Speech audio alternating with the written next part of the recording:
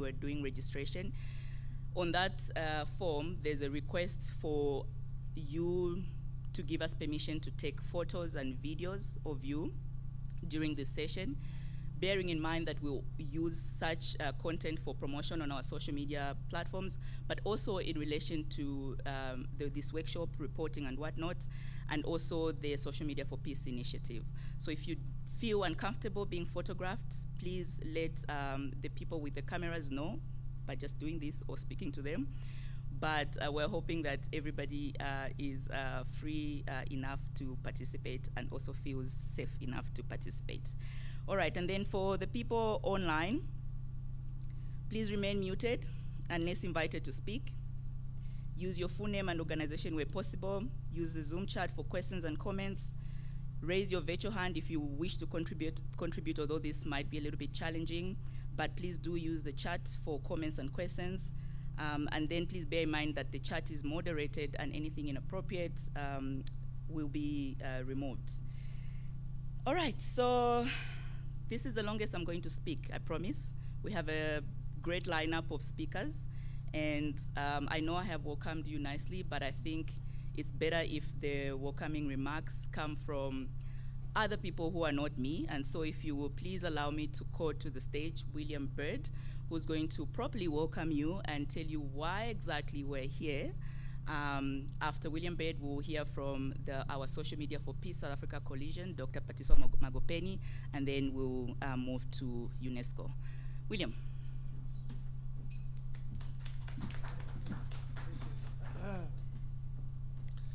Thank you, Lister.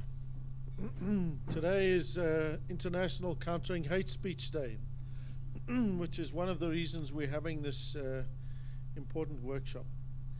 We're also having it because we are, yet again, as South Africa is prone to do, lurching, hurtling, running towards the next crisis, like we are Bafana actually trying to score a goal. Only in that instance it would be something good, but in this instance we notice that there's increasing levels of polarization, increasing levels of hatred, instances of hate speech, threats of violence. We've seen this movie too many times in South Africa, actually. You know, you'd think that we'd learn our lesson, but clearly we seem intent on not wanting to learn the lesson of the violence that we've seen over decades, whether it was the violence in the townships in the 90s to the violence you just did in the xenophobic violence in 2008, to the insurrection or the violence or riots, whichever term you prefer to use for in 2021, and the various sporadic outbreaks of violence where our media is kind of welcoming these ideas, and outbreaks of violence where our media is kind of welcoming these ideas in some instances, where on social media, again, aided and abetted by some of the biggest, most racist scumbags you can think of, like Elon Musk, the world's richest, but then don't scumbags you can think of, like Elon Musk, the world's richest, but then don't pretend to be journalists, because you can't be a journalist and not support freedom of expression. Not really, right? So this workshop comes at a time when we're looking at difficulties that are there, because there are difficulties, and these things hurt and real people, and they cause real harm. So it's really, really important that we are able to address these. So we want to thank our amazing one of our most incredible thinkers, Patiswa Magopeni. She'll come and say some thoughts that I'm sure are going to leave us all thinking even more deeply about all of these issues. And then she's with some of the other events on the program. And those of us who are familiar with her know that now she's acting in the press council, but before that she was editor-in-chief of SABC, and she's now currently on the board. She's very much for that. And we then thank our other partners at South African National Editors Forum, who are there to help guide and steer our media towards reporting on these things. I'm now going to, because I'm not going to call on Lister to come and welcome again, but I'm going to just invite Patiswa Magopeni to, actually I think you're doctor, aren't you? You are. I'm inviting Dr. Magopeni to come up to the stage and give her input. Thank you very much.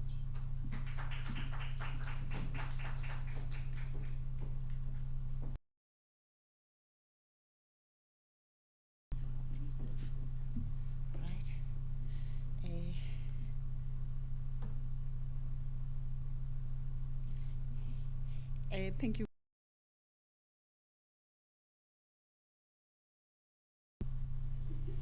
And it's untested.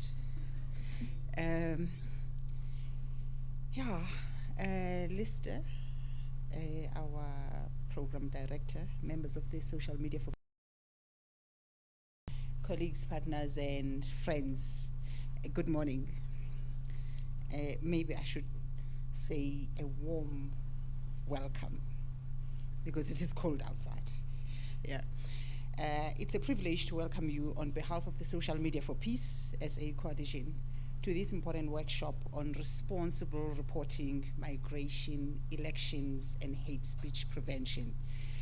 We met on a day of particular significance. William has made reference to this, the United Nations International Day for Countering Hate Speech, at a moment of real urgency for South Africa. Our information environment, our public square, our social media timelines, our newsrooms, and our radio call-ins are under strain.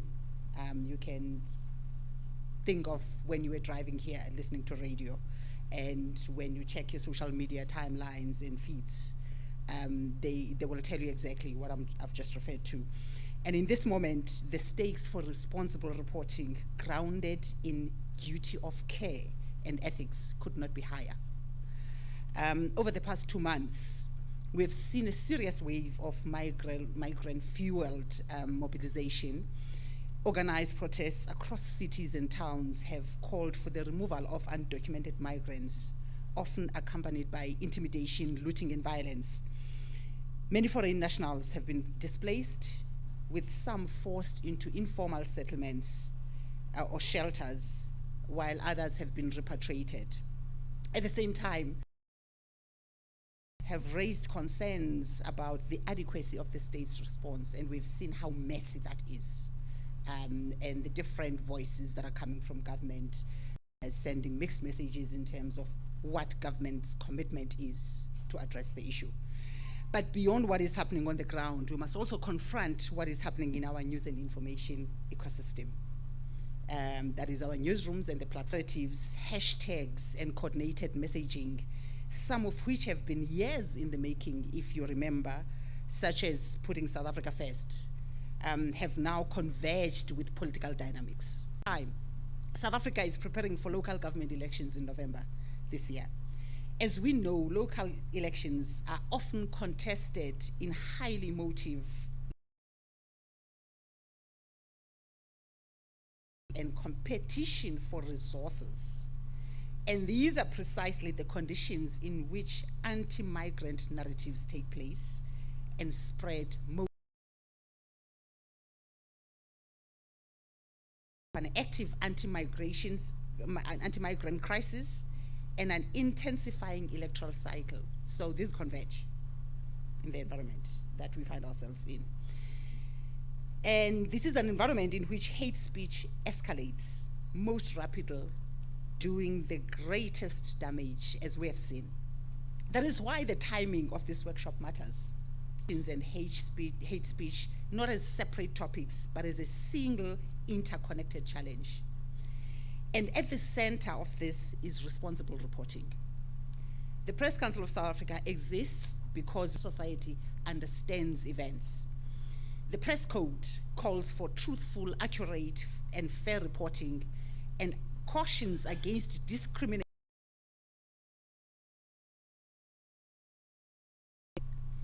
The difference between describing a community as flooded by illegal immigrants and as undocumented migrants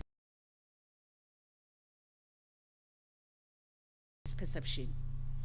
It influences whether audiences respond with fear or with compassion and understanding. The same applies to election reporting. Coverage does not simply report on politics, but it risks becoming a conduit for harm. So we need to think about it. But the opposite is also true. Careful context changed. Disinformation and hate now spread through encrypted messaging platforms. You know how opaque WhatsApp groups are. They are not as open. For instance, what the conversations that you are having with your uncles about what their understanding of what's going on is, it's only you and your uncle. We are not aware of what are part of that problem. These operate at speeds and scales that often outpace traditional editorial safeguards.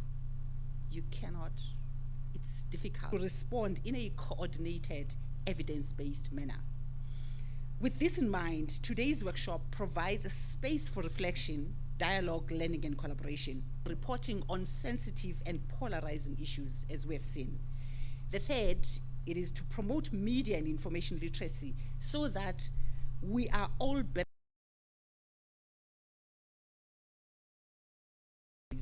And the last one is to encourage cross-sector multi-stakeholder collaboration to prevent hate speech and strengthen social cohesion. So we hope that by the time we leave here, we'll have a better sense of the ecosystem to the extent that it's a safe environment that we can all engage in.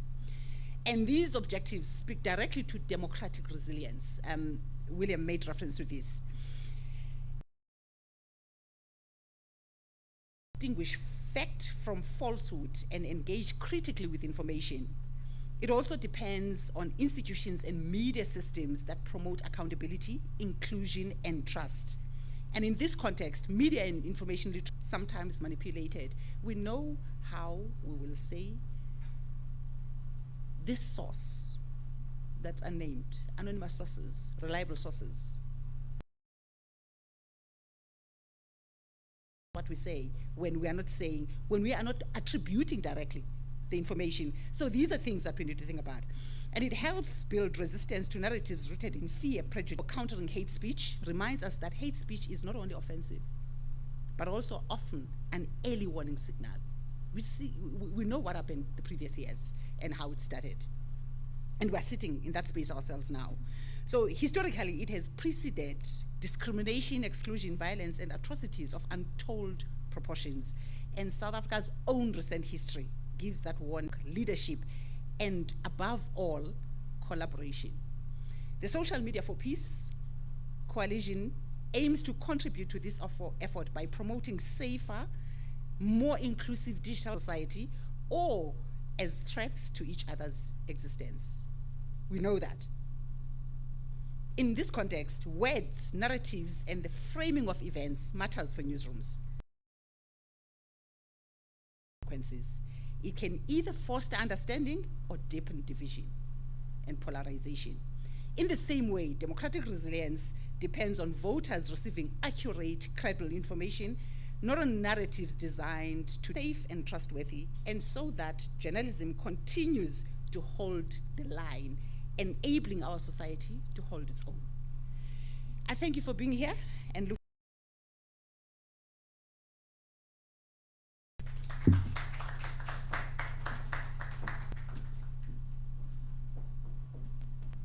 Thank you so much, Dr. Magopeni. I know you don't like it when we address you as or Dr. Magopeni. True, that cannot be fact-checked. I actually withdraw it. I have not proven that. If somebody proves that she is indeed Dr. Patiso Magopeni, please, this workshop is being held under the Social Media for Peace banner. The Social Media for Peace is an initiative by UNESCO and the EU that's aimed at strengthening. We are very grateful to have the support of UNESCO and the EU as we conduct this work, and to just hear perspectives from UNESCO. Please help me welcome Yusuf Alamin, who's the advisor for communication and information at UNESCO. Yusuf, will just be delivering his opening remarks virtually. Please give an indication. Available. All right. Thank you so much. Yusuf, can you hear me? Perfect. Yes, we can. Thank you so much for joining us. We look forward. In the fight against hate speech, ladies and gentlemen, apologies not able to review South Africa. Nevertheless, this is the way we have to do days these days, and the eventual means, I think, becoming more acceptable. So let me begin by sending my but also to each and every one of you present today, and especially to the Social Media for Peace Coalition. And while recognizing everybody present, allow me also to specifically recognize, and in no particular order, William Bird, Dr. Patisa of the Social Media for Peace Coalition. I understand Regi, Molusi, Kyle, Finlay, Moshosho, Monare, Sharon, Lee, Hanita, Hunter, Dr. Kola, Ijason, and once again to all of you present in person and those who are present virtually as well. I wish to assure you that we recognize your tireless dedication to promoting information integrity in South Africa and beyond. In an era where digital landscape is integrity, and we have seen this through the Social Media for Peace project, and this event in particular is a testament to your unwavering commitment to counter media resilience, safety, and inclusive reporting.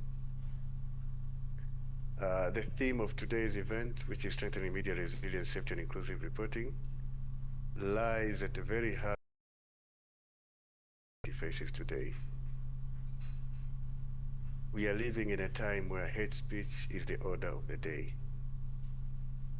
We are living in a time where hate speech, and as I was thinking about what I'm going to speak today, it brought me to some memories. In fact, so by addressing these interconnected issues, together with the need to address hate speech, it's no longer an optional commitment that we have, but it is a necessity for the survival of democratic values our society urgently needs to date.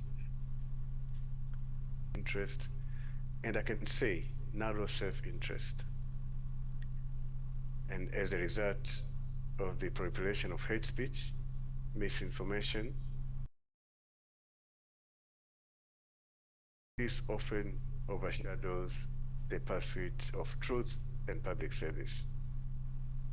So collectively, we must actively fight to reverse this trend and empower communities. Information should empower us, and information should not manipulate communities for political purposes, divide communities because of hate speech. Effective communication plays a decisive role in addressing the most pressing contemporary challenges of. We face the devastating impact of climate change, which is further exacerbated by the rampant spread of climate change disinformation.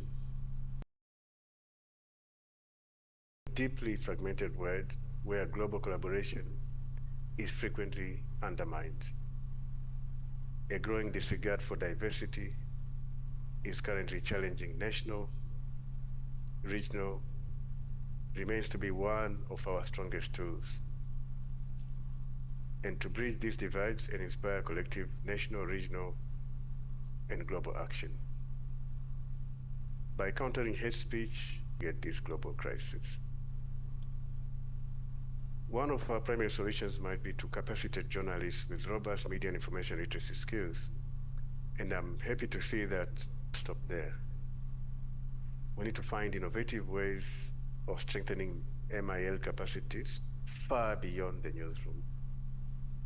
If we are reach out to each and every citizen, because an information literate public is the ultimate defense against manipulation, polarization, and hate speech.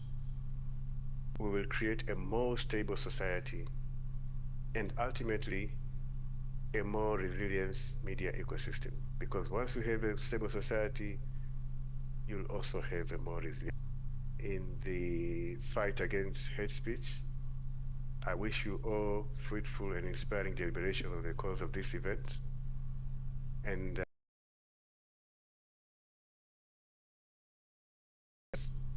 the agreed follow-up actions that will emerge from this gathering.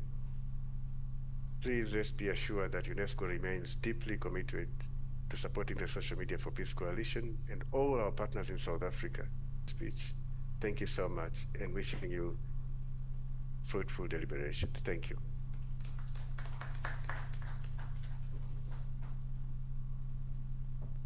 Thank you so much, Yusuf. I'll support as we do our work, so thank you very much.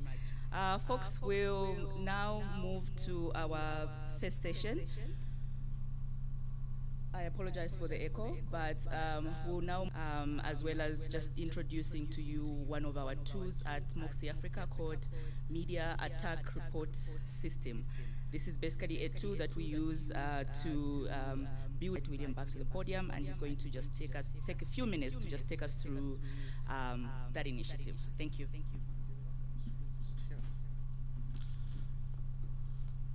Hello. Okay, back again. Right. No, I just need the website on. So, what we know about journalists is that they are routinely attacked is a problem. What we've observed over the last, you can leave that. What we've observed over the last decade or more is that, in addition, in their own scenario, is that people tend to withdraw. People tend to think that it's only them that are being attacked in this way, and they also then tend to. Is that, in addition to rewarding the spread of mis and disinformation, it also rewards people that gang up on others. Particular woman journalist, all you have to do is post about what a lovely sunny day it is, and people will jump on you and attack you for being an evil, horrible cow and a bitch and a whore and all of these things, right? Just this, we tell some of the journalists that we fight with sometimes regularly that they're doing a bad job in respect of reporting on children, for example, right? So it's not about the not being and consistently seeking to demean their dignity, and that every time they say something, they're met with threats. So, in addition to this challenge of people tending to what you can see on the screen, and what it stands for is the Media Attack Reporting System. And what we've been seeking to do here is to start to build up a public archive of the scale and nature of attacks. People can start to see and appreciate what it's actually like to be a journalist that is being attacked. Before is we had some people, so journalists can self-report into the system, but we also then offer a mechanism for people to particular journalists, right? They do it in all sorts of languages. They use emoticons. They use all sorts of things around how people. Once you start to see that, you can then. I've got very bad at multitasking. You can then also start to see the attack type they're attacking.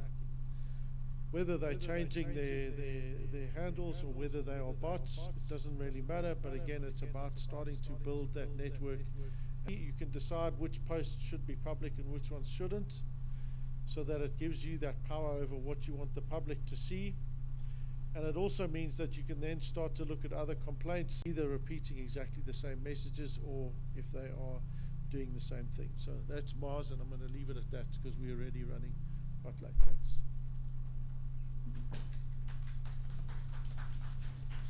Mars or into developing any civic tech tool. So deserves a round of applause. Thank you.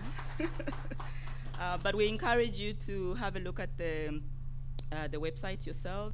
Folks, I'm now going to bring in another speaker online. His name is Kyle Findlay. He's from an organization called Mama Intelligence, and he's a co-founder.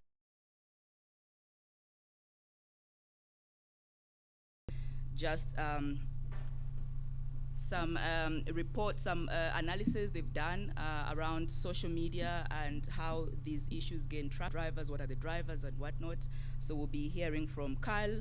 Kyle, please indicate if you can hear me and if you're ready.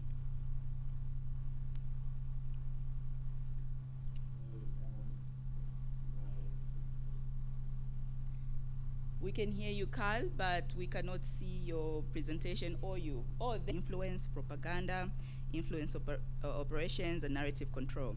He has extensive experience investigating covert influence campaigns across Africa and globally.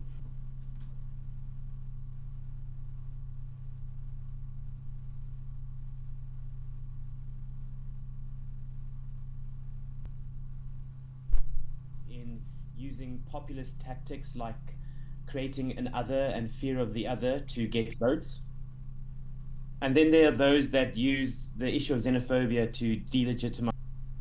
It's nothing new though.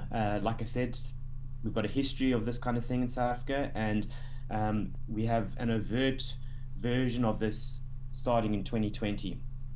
And that movement has gone through 3 generations. The first generation is when the movement was created with the hashtag Put South Africans First and Operation Dudula, which was the on-the-ground component of the digital Put South Africans First campaign. The second generation was when the movement became more self-sustaining, where we saw the entrance of anonymous alternative media properties that created an alternative echo chamber, and where we saw political parties give more implicit support to the movement. And the third generation is where we've seen the parties, where we've seen the export of more on the ground activation, as we see the exporting of March and March from KZN.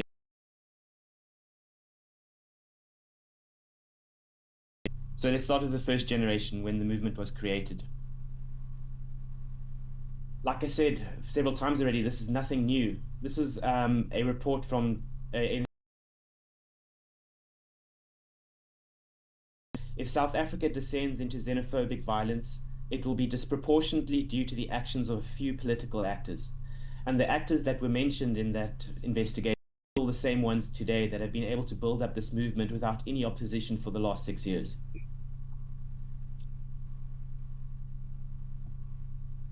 Hashtag Put South Africans First, that was launched on the 27th of April 2020. The day before that campaign, that hashtag had never been used. And the day of that campaign launch, it was used since then. So I'm going to show you networks of how sharing and conversations look on Twitter or X.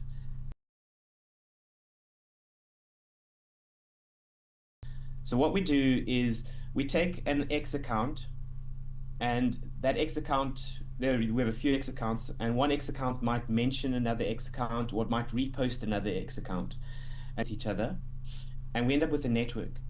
And different groups of users interact more with each other than with other groups, and we can statistically identify those communities interacting with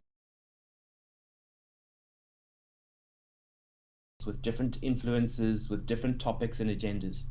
And so what I'm going to show you for the rest of this report is a variety of different networks on X capturing conversations around.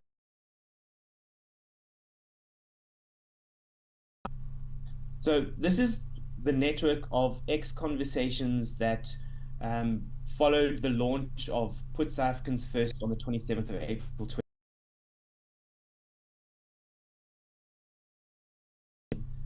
Uluracha Pillay was an account that was anonymous and incredibly racist and Afrophobic, and actually eventually got kicked off the platform for their highly toxic content. Then we had Mario Kumalo from the South Africa First Party, and we had a variety of other influencers, anonymous, known. Some were just, jumping on the back. You can see on the 27th of April, we had him using it again that day. We had Vuyuzungula using it.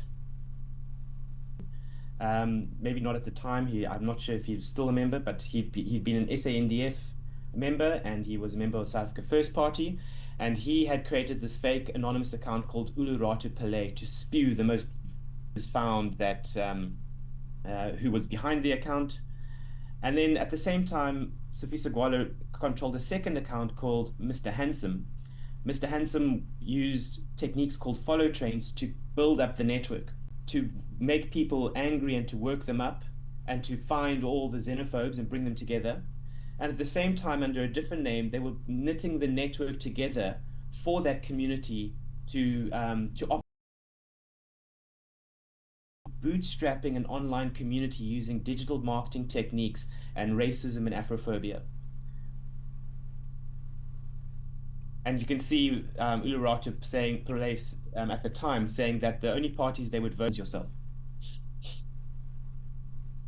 We also had some other players at the time. We had Victoria Africa, who was also a part of Mario Kumalo's Victoria Africa, or Victoria Mama Goba, at a Put South Africa First rally in 2020.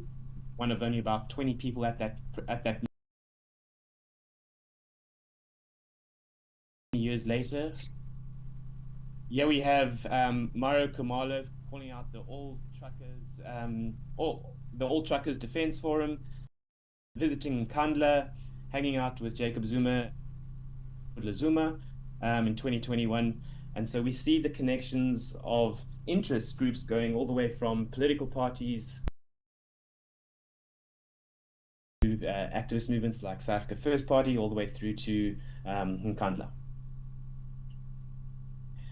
At the time when they started this movement, after launching Put South Africans First, they would try to create a clean essay, and they would get together 20 people, rent a crowd, and try and bootstrap a movement. And they would do this over and over again. For an entire year, they tried to get the movement going.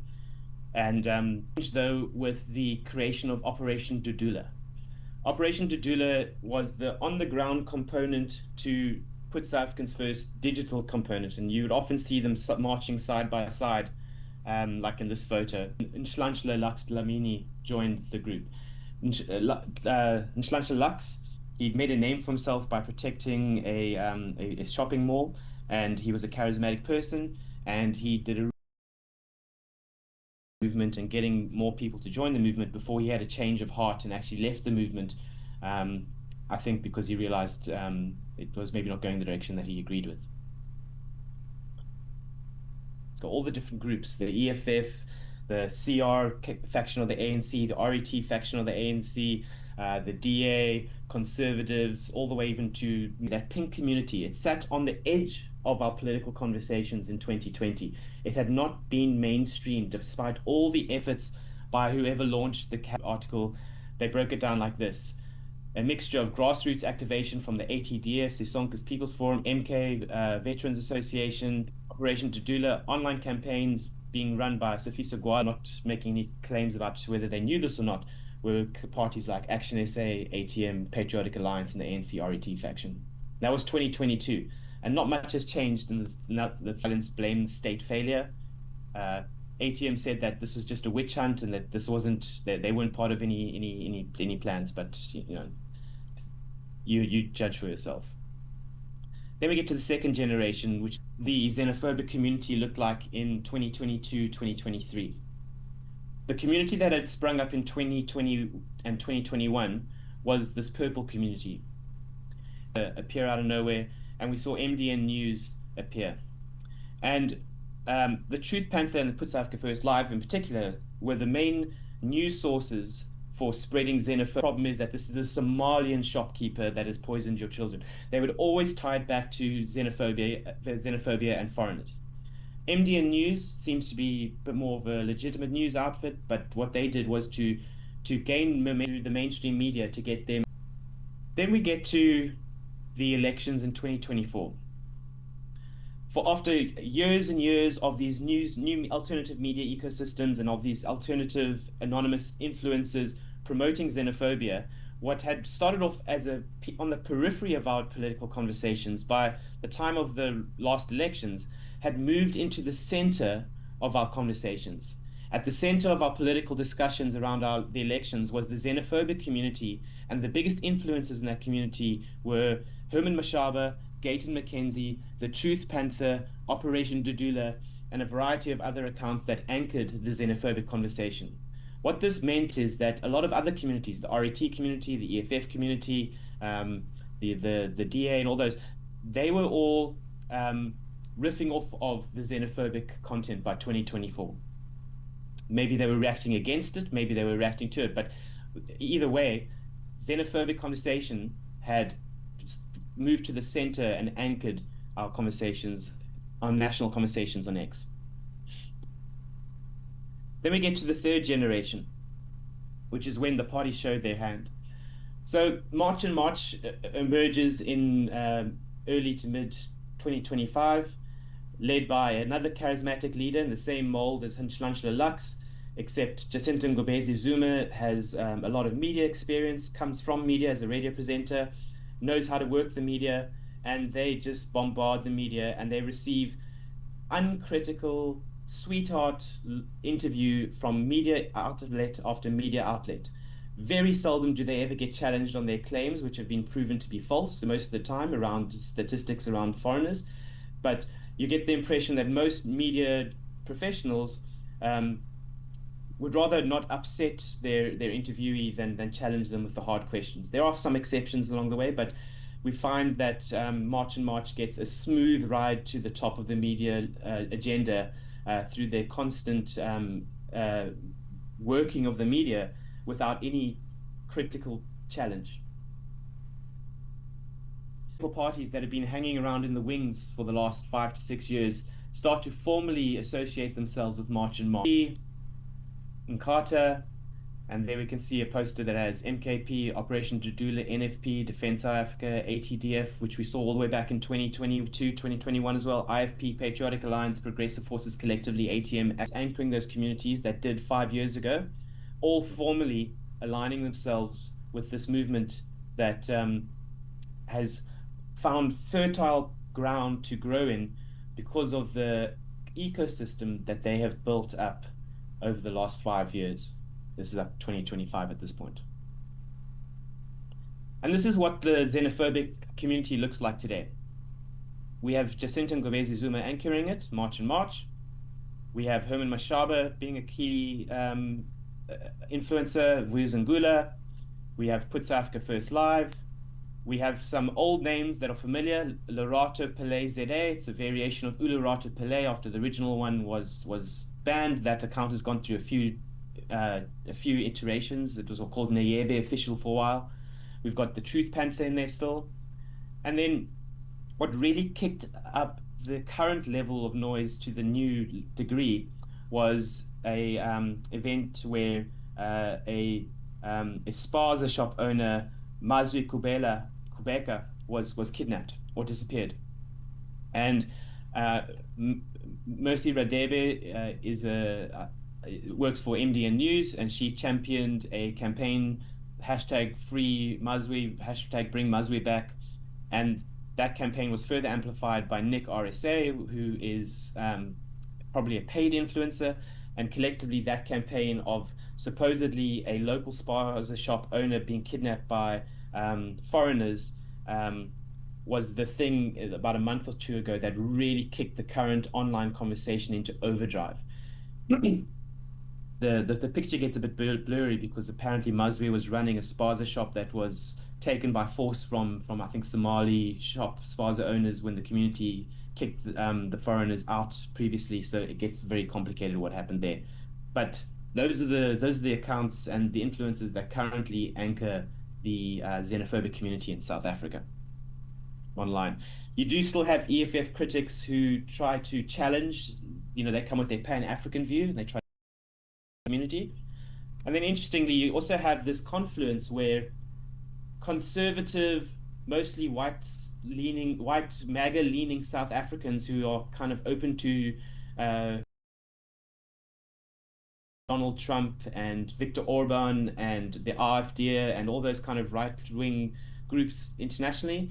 We see this confluence with them on the issue of immigration, where because the local MAGA conservatives have imbibed this global message of radical Islam invading the West, they also are sympathetic to the issue of immigration, and so we see them kind of coming into the conversation sometimes as well. And yes, the volumes of conversations around xenophobic topics since the beginning of the year. And what we saw was there was a spike when a Nigerian king was supposedly crowned in the Eastern Cape, although it's not as clear-cut as that. It's not really what happened.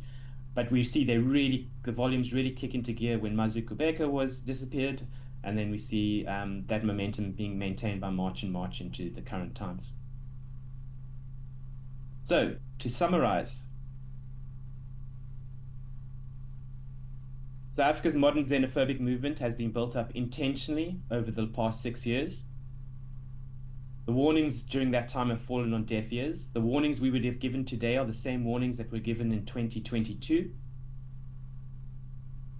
And we have the same mix of toxic populist politicians and anti-democratic ethno-nationalists willing to play with people's lives today.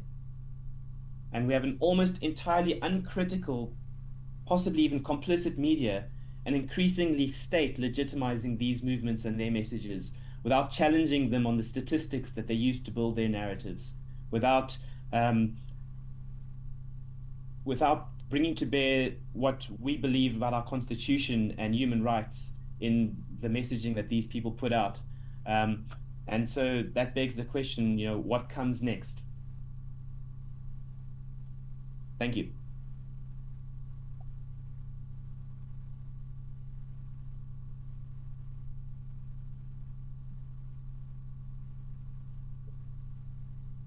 Maybe a couple of questions. We can take two from the room and then two from those who are joining us via Zoom.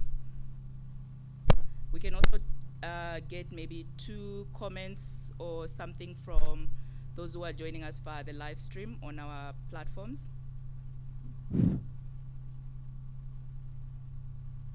Is the audio right now? All right, so I was inviting questions, comments from people in the room, people on Zoom, or people who are joining us via the live stream. We'll start from the room. Are there any questions, comments? Kyle shared so much with us. Sorry, it's a lot to 20 minutes. It is quite a lot, Kyle. And please, this presentation will be shared with everyone who's here, so please, yes. Do we have a microphone?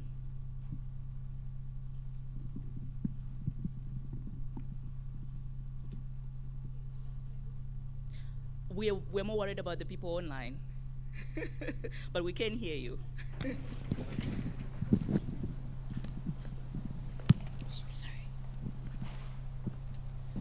All right, thank you. My name is Mabatu Makota Yarena. I'm a freelance journalist. I would like to find out what makes Jacinta so different from other activists, right? Because now when she goes on media interviews, what she says is, my movement is not xenophobic. I am doing law and order in South Africa. I am cleaning the country, right? But as we have seen the previous presentation, we have seen how it mushroomed. But what makes Jacinta so different from the rest? Because we can see that how she receives the attention, it's quite different from others.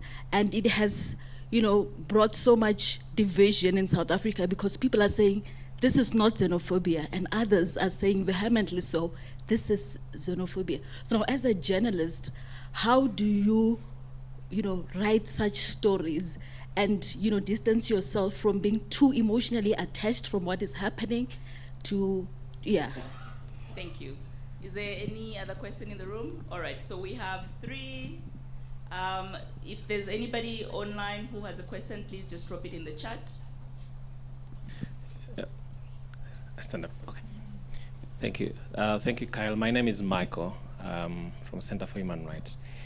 My question is about what is the common thread that you've seen for the past 6 years, either it's narratives or the underlying featuring issue that people are rallying around. Is it jobs? Is it social? Is it culture? What is that is you find that is common across all the organizings for the last 6 years? Thank you.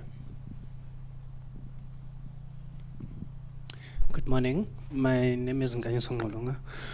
My question, Kyle, is in your analysis about how the movement is built up digitally, did you find any connection with other external actors, maybe that are not in South Africa, who in fact are also overtly participating in the campaign? Thank you. Thank you. And then we get one last question. Two last questions, Carl, then you will respond. My name is Johnny from the Pan-African Chamber of Commerce, also representing Pan-African TV. The question I have for you, Carl, is what do you think is the best position, really kind of a counter-narrative? How do we counter this negative narrative that is actually not slowing down? And it looks like it will get worse and worse. Of course, it is being mobilized around the 30th of June, which is basically just around the corner.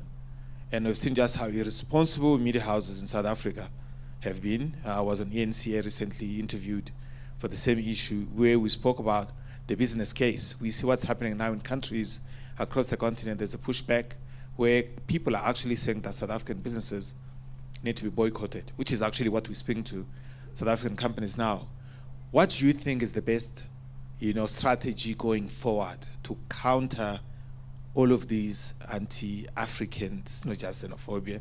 We know that this is Afrophobia. It is as clear as daylight. So what do you think we then need to do collectively to challenge this narrative in the future? So as we challenge it now, we also don't give it space to breathe in the future. Thank you. All right, we'll take the very last one, then we have Kyle come in. Hi, my name is Annie. I'm from the SABC. Now, we're facing a big challenge of citizen journalism. It is a good thing on the one side, but on the other side, professional journalists do due diligence to balance their stories, to do their work properly. But you find that social media, and to a large extent, the citizen journalism perpetuates misinformation and disinformation. What is the solution to this growing problem? Thank you so much. So Carl? Lista, there's no questions online. There are no questions online. Well, online people, you're missing out. This is a great opportunity. We have a lot of experts in the room. Great opportunity for you to get those questions answered. Carl, we have about 4 questions. I have a feeling some of those questions will be answered in the masterclass that's coming up shortly, especially around media coverage and whatnot. But please do respond to the other questions that have been posed.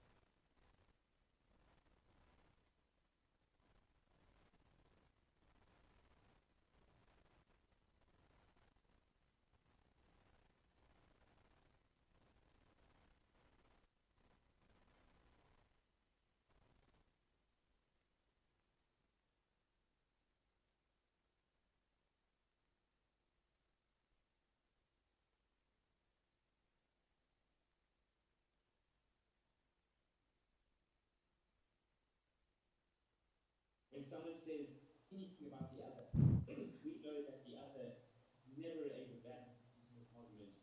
Whenever someone said, problem is this group, we know that that's the oldest trick in the book for getting people to rile up.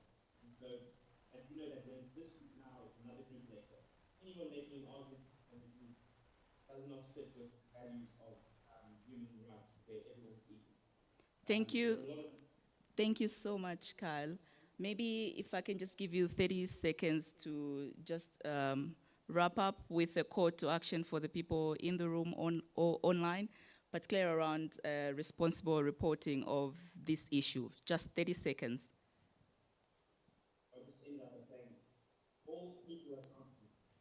Challenge them on their views. Not let them get away with dog whistles and anti-democratic, anti-human rights perspectives. Hold them to account, hold them out, and we need to set some precedent in place. We need to have examples of people who play the game this way, and we hold them to account, and we do not allow them to get away with it. And we actually show how to play the same game, that it's not working, because you will then be held to account, you'll be held responsible for the fires in the spot. Thank you so much, Kyle. One thing I picked up from your last 30 seconds, accountability holding. Thank you so much for your inputs. It's well received, and we'll share the presentation, and people can get in touch with you if they have any queries. But Moxie Africa thanks you for your input, Kyle. Kyle Findlay, everyone. All right. So we have a few minutes between now and our break. So we're going to slot in one more session, and then we can break. So this session is the session to be delivered by Dr. Magopeni. It's the session that will be delivering the UNESCO Media and Information Literacy Toolkit for Media. And the focus will be on 3 indicators that are relevant to this discussion. So this toolkit has a total of nine indicators, and we'll only be focusing on a few of those just to be able to link it to what we're talking about today. Please help me in welcoming Dr. Magopeni back to the floor as we project the presentation.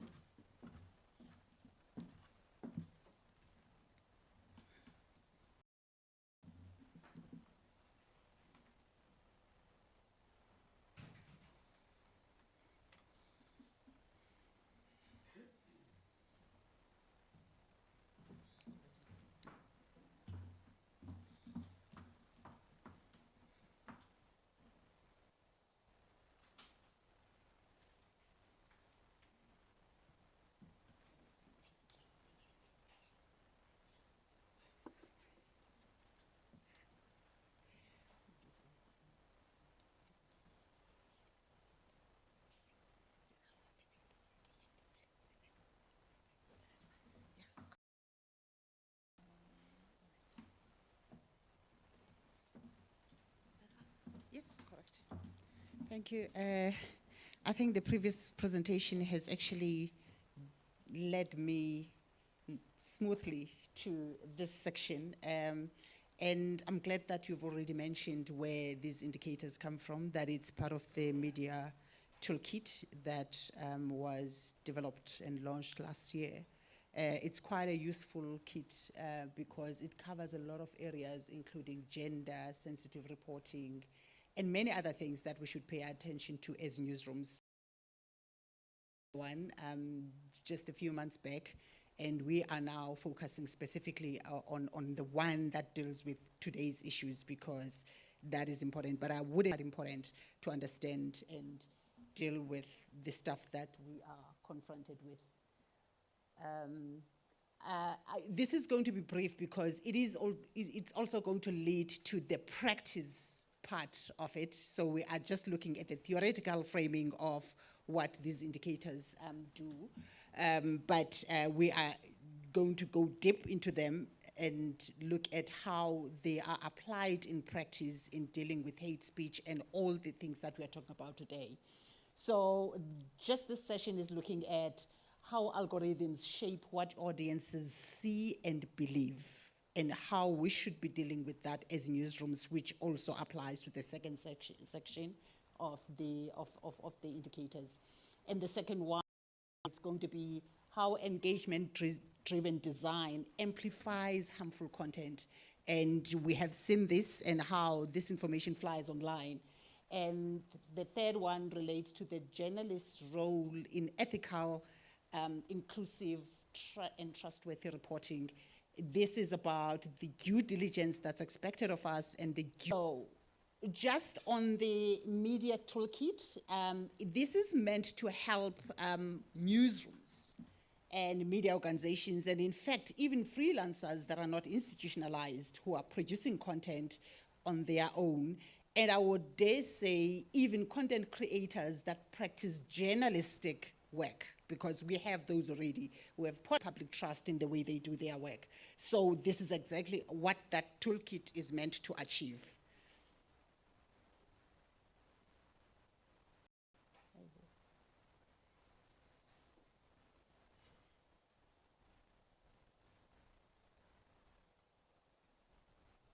So we are directly going to look at two, that's indicator 2 that we're starting with, which deals with engaging audiences through the MEL toolkit, which is media in information literacy, and how we use that to build trust. But just looking at what we see online in terms of audience engagement, actually, algorithms decide what we get to see first. They decide. And in fact, I think this is what is becoming a problem in terms of even thinking about, because there's the ambiguity that we have to deal with in terms of editorial strategies. We say they are our competitors in terms of how they take our content and monetize it. But on the other hand, they are our channels for content distribution. So there's always that we need to navigate. But this is the problem that we deal with, because as platforms that we use to publish content, they decide who gets to see what. We have no control over that. It's not like your traditional TV where you decide that you are going to lead with this story, or a newspaper that's going to say, here's your front page story. In this case, you have no control. So you may think that you are publishing public affairs content that's critical for people to make decisions. It is going to be deprioritized because it doesn't drive the engagement that these platforms and algorithms are trying to drive. So the recommendation and ranking system, it doesn't show audiences everything. It shows what drives engagement. And this is where we are sitting. So the watch time, which is how much time you pay lingering over one story. And the second one, it's the reactions, either on your own content or other people's content, is going to determine what story is going to come up on your timeline. And the third one, it's the click patterns. What have you clicked on before? It's going to recommend the type of content that you click on. So this is the problem that we're sitting with in terms of how these algorithms are deployed. It doesn't matter how you think you want to engage with your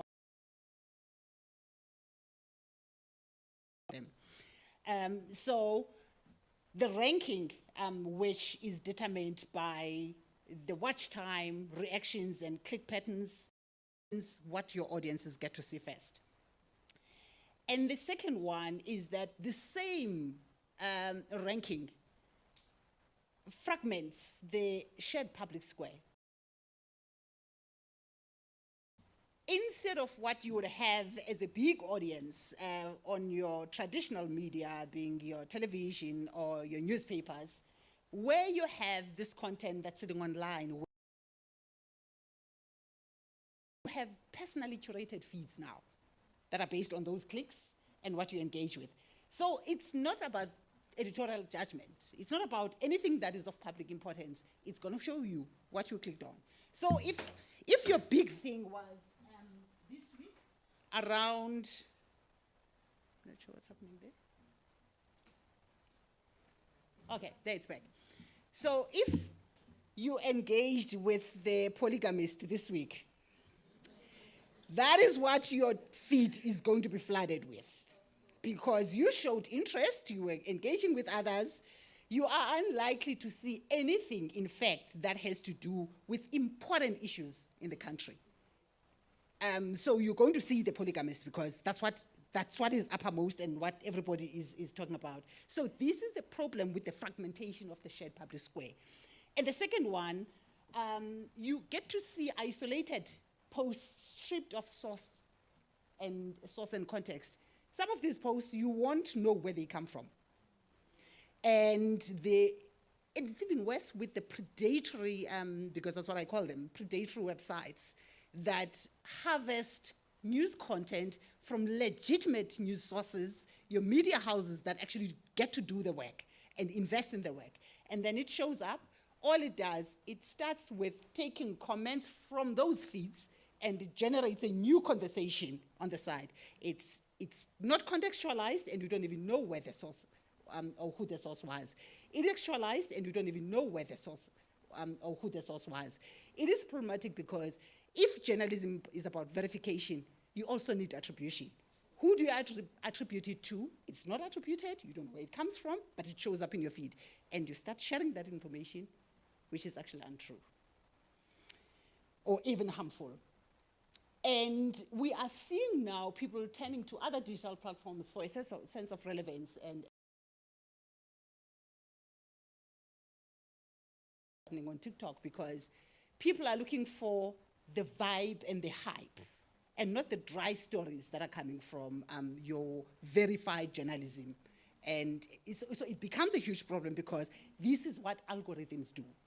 They are driving you towards that.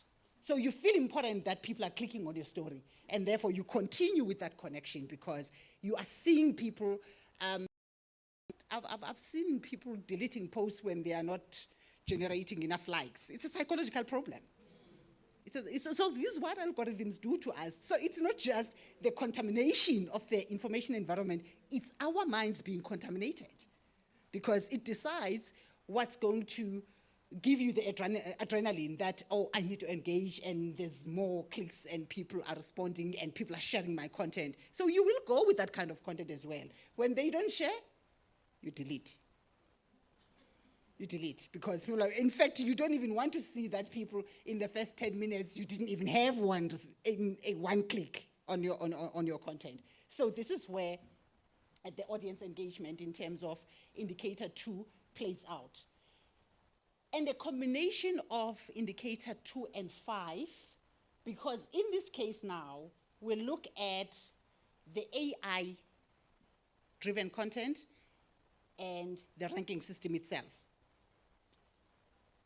This is why outrage outperforms accuracy.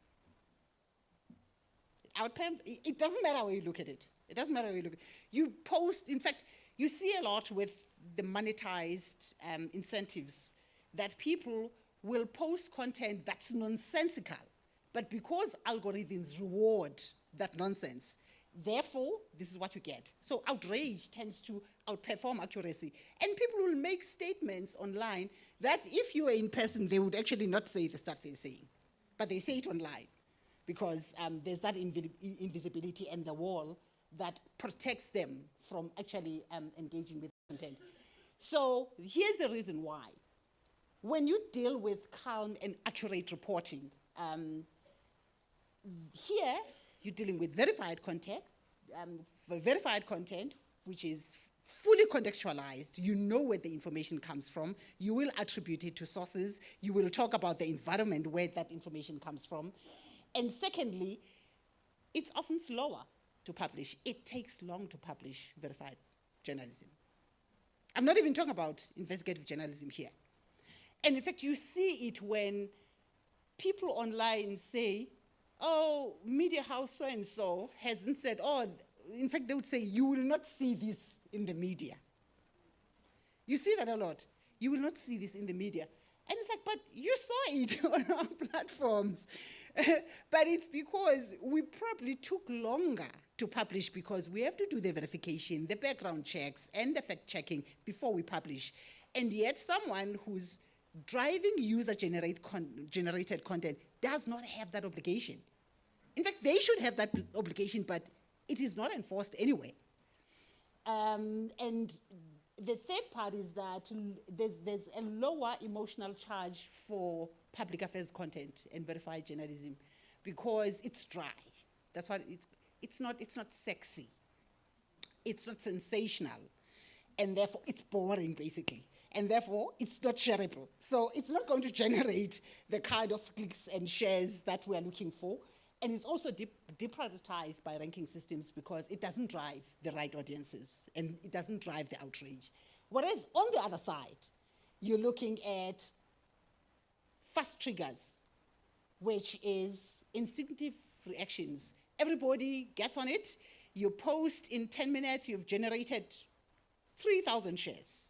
And you have had 1,000 clicks and more than that in the content. Because people do that without even applying their minds. They actually don't care. They don't care because it showed up, it's outrageous content, or it generates outrage, so I will engage with it because I see many people engaging with it. And I'm going to go back to the story that is dominating now, which is the polygamist, which it's actually found its way to news platforms now. So it has become a news item. So you see this, and you see the movement again around the migration stories, anti-migration sentiments, the xenophobic attitudes and sentiments from different quarters of the public. That content drives outrage because it appeals to emotions and not your mind. It's all about what's going to make you angry, and therefore it's going to drive that. And it spreads before fast checks catch up. In fact, with the Madlanga Commission, there's been other things that are happening. So when so-and-so is arrested, and the social media people know who that person is, institutional media cannot name that person because they know the laws that guide the Criminal Procedure Act. They know what it says about disclosure of identities of suspects before they appear or before they plead. And social media would say, this media house or legacy media is protecting this person by not naming them. You're not protecting them, it's the law. It is the law. So if you want to go with the hype, you go with that, but you are damaging your brand in the process. So we have verifications. We also have to abide with the rules of the game as established media and as journalists. And also, yes, it rewards greater reach. The more people click, the more incentives you get as a person who actually generated that content and whoever else engages with it. So this is how AI and ranking systems drive our content, which goes back to what we said initially. It's a problem that we rely on digital platforms as publishing sites for news content because we have no control what they do with our content when it's there, which also complicates the governance that should come in terms of how they should conduct themselves because they are also our channels to the audiences. So what do? Are we taking a punitive approach? Do we take a rights-based approach, or do we do a hybrid, and who's responsible for that? So there's quite a number of things that need to happen there. So we look at this, the mechanics that amplify harm at scale. It's the recommendation loops. Because you clicked on it, it's going to give you more. And because it's divisive content, it's going to give you more of that divisive content because your brain can tolerate it and your emotions love it. So that's what it's going to give you. So what it does, it narrows your spread of issues on your content to what you seem to prefer, and therefore it's going to give you more of that. You're not going to see content that's actually supposed to help you make informed decisions daily. You're going to get the crap that you clicked on frequently, and it's going to give you more of that, narrowing your feed in terms of the content that you get. And there's also a coordinated amplification. We've seen this with the movements, the anti-migration and xenophobic movement, the hate campaigns and disinformation networks. They actually know how it works. They will post one thing, and they know that they are looking for reaction, and they get it, because we all engage with it. whether it's going to be Jacinta or the next person posting or Chris Excel or someone else posting, they know that we fall for that content, and that's exactly what, so that's how coordinated amplification works. And in some of the cases, they will realize that, oh, the engagement is dying down now, more people have shared it and therefore they're getting less. And then there's a new cycle and a new wave. They trigger a different conversation using the same the same content, and they know that we're going to fall for it, and we do. And then the context collapse across borders. I think one of the problems that we have with content moderation is that there's no commitment, whether you look at digital platforms or ourselves in the newsrooms. We don't do content moderation. Sometimes we post stuff online, we walk away and leave people fighting. No, we do that a lot. And in fact, I'm yet to see a newsroom that posts content and moderate it and deal with inflammatory content, remove it, and explain things to people who are reacting to the content. I'm yet to see that. We post, we walk away. We leave them fighting.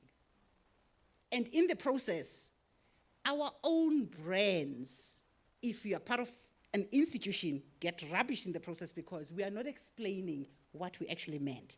And in fact, one of the problems that we are starting to see in African languages, because content moderation doesn't as of yet, doesn't actually cover the content that's posted in African languages. So there's a lot that people who post in African languages get away with because that content doesn't get removed, it doesn't get flagged. And in some of the cases, I mean, the over-reliance on Google Translate and other mechanisms is actually hilarious because that thing doesn't translate. It does not translate. There's no cultural nuance, there's no contextual nuance in how the content is translated. And in fact, I tried, I was on Word, so I'm using Copilot, and I was writing isiXhosa. I was asked to translate some content, and I'm thinking to myself, why does it even recommend things that it doesn't know? So it's changing my content structure based on the limited vocab that it does, and it's distorting everything that I'm trying to do. So can you imagine if you're going to rely on that to moderate content in African languages? So this becomes a huge problem. But the people who put content behind paywalls, yes, it's an economic decision, but what it does, when people read headlines and not the story, and they go with what is in the headline without understanding the full context of the story and the vitriol that follows. So some of these are because of our own doing, and we actually need to think hard about whether we have a full blurb, but again, we don't want to give away the story. We want people to subscribe to the content online. But in the process, there's a different problem that is unintended in the way we do our work. So there are competing issues that newsrooms need to deal with. But where the issue at hand is concerned, the problem that you have someone sitting in Nigeria commenting in a very visceral way on something that happened in South Africa without knowing actually what's happening in the context is a problem. And it doesn't matter how you try to explain it, because they've made up their minds. And in fact, I'm looking at how someone posted a child that we are now back home in Nigeria showing the kids playing. And this one says, it's a good thing that these kids left before they could start learning how to steal and how to, and it's like, where do these things come from? Where do they, and they show up in our timelines as journalists. What do we do with that information? What do we do with that information? Because people who are following us on these timelines, they know that it's information that we engage with. So I usually don't just think, oh, it's an algorithmic thing. I know that the algorithm has given you what you like, and therefore, as someone who follows me or who's my friend, I'll block you because you're contaminating my timeline. So the last part that I want us to look at is how do we do reporting, or how do we produce journalism that equips audiences and not just informs them? This is now covering the other stuff that we've spoken about, because if you look at indicator 2 and indicator 5, Once you come to the middle, which is indicator 3, it addresses all the problems that seek to be addressed by the two. But it does so in a different way. One, you need to show your sourcing. Who is your source of the stories that you tell? So who's your source? How did you verify the claim that you're making? We've seen that with the claims that so many people were verified by Home Affairs. Was it 300? Yeah, it was 400. So many people. But what questions were asked? What did journalists do to verify that information? Because we think that verification applies to the other voices that are spewing vitriol. But what questions are we asking authorities? And how do we interrogate what we get from authorities? When Mackenzie says what he says, do we ask him, how do you know what you know? Or what you claim to know? What is your source? So this is a verification that we actually need to look at. And in fact, I've had a privilege of engaging with the Lawyers for Human Rights, SA Lawyers for Human Rights, and the Refugee Network SA group, which has quite a number of bodies that are part of it. And my engagement had to do with the reportage and how it exposes foreign nationals to attack. And being the press council, so it was like, so how do we report on this without being identified? Because there's that element. Because when they get identified, they're exposed to risk. So when you hear them, or some of them saying, we were here before COVID-19. We had valid visas to be here and permits to be here. COVID-19 happened. At the end of COVID-19, our documents had expired. We are scared of going to authorities because we're going to be arrested for being here without documentation. But we know that we want to go home. So how do we present ourselves without being treated as people who have been here or as being criminals now in the way things are framed? So are these stories in the media? Is that nuance there? That actually there are different categories to the people who are here and different reasons how they ended up here without documentation. Some had documentation at some point, but because of what happened during COVID-19, their documents expired in that period. And they ended up without documentation. They're scared of presenting themselves to authorities. So we need to make sure that our sourcing of the stories is nuanced and does deal with the full complexity of the environment. And the other is about not just debunking, but pre-banking. We need to be able to predict disinformation narratives.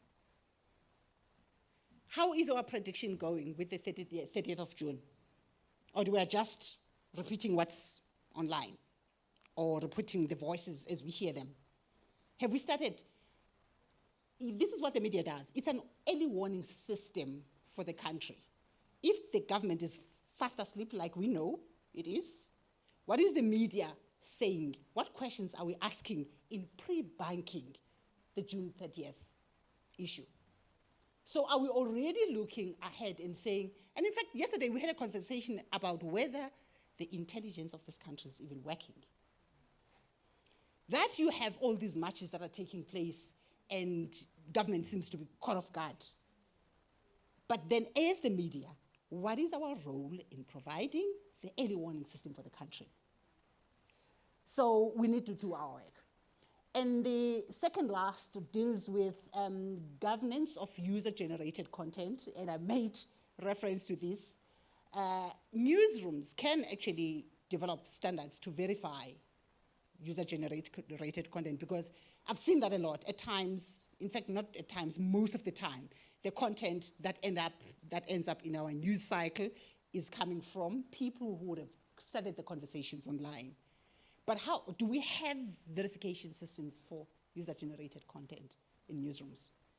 Are there proper protocols, or do you rely on the next person saying, I spoke to so-and-so and spoke to, but at the end, you don't even know who started the conversation. So we need to have those protocols in our newsrooms. So it's not just a case of people who are generating the content being expected to be responsible. Citizen journalism is not going to go away, but we need to do our work if we are going to rely on those stories. But then the building of accountability channels, yes, we do have the mechanisms for the public to lodge their complaints. What do we have in-house? It's one thing that you're going to say to people must go to the BCSA or they must go to the Press Council, but do we have such mechanisms in-house? Because it should start internally before we even go there. Because in some of the cases, just a correction or a retraction of what you had said, even before you get reported formally to the complaints mechanisms. So we need to be able to refer audiences in our coverage. And there are, in fact, broadcasters do that a lot. And you hardly see it with print and digital platforms. You hardly see them saying outrightly that we are governed by this or we account to this mechanism, other than the logos and stuff that you're going to find of the Press Council. But we're not forthright in creating legitimacy for ourselves in terms of the content that we produce. So what Indicator 3 does, it is asking newsrooms to weave media literacy into the story itself by being transparent about our sources, by verification, by disclosing to the public how we tell our stories. There was a time, which is not even linked to investigative journalism, there was a time when we would be able to say, we spoke to so-and-so, we got this information, we went to the next person, we verified this, and this is why we have this story for you. So that the public, or whoever is consuming the news content, can actually trace the steps that you've taken and understand the legitimacy or illegitimacy of what you are, or whether your information has gaps. So they should be able to determine by the levels of transparency that you provide, in the same way that you need to be transparent if you have used AI in generating your content. We've seen publications in this country, and not long ago, in fact, they are continuing, writing stories, quoting people they have not spoken to. I don't know how that works out. I really don't know how that works out. So these are the, can you imagine how it does damage in the anti-migration sentiment? Can you imagine what happens there? And the xenophobic sentiment, and how the use of AI to produce stories that have not been sourced legitimately, that quote sources that have not been spoken to. So there's a greater damage, and there's a reason why we need to disclose when we have used AI in our content. I mean, one thing that surprised me when I delivered the Percy Qoboza Memorial Lecture. So I see this story quoting me, having said something. I went to my script, it's like, no, I didn't say this. So it's a summary produced via AI, then taking quotes from the summary and not from the original speech. So there's a lot of stuff that's happening in that space, which is why we need to be transparent about our news gathering and production processes. Otherwise, we're going to end up being seen as crooks and dodgy journalists. So, truth is rebuilt one verified story at a time. We need to verify our content, particularly in the current environment. We need to know if Jacinta said what she said, Jacinta said what she said, and why she said it. And I like what Kyle was saying, that we need to ask questions. From all these, it doesn't matter how we like them, because you can actually tell that there are journalists who like the stuff. Not that there's anything wrong with that, but be mindful that you are not reporting for yourself and to yourself. It's the public that has to consume the content. You always have to maintain the distance between yourself and the subject that you're reporting on. Ask questions. Ask them how they know what they claim to know. In fact, that's a question that your editor should be asking you as you write the stories. How do you know what you know? Where did you get your information? Who are your sources? And so on this International Day for Countering Hate Speech, every accurate, inclusive story is also a story that wasn't given to hate. So we need to do our work. Thank you.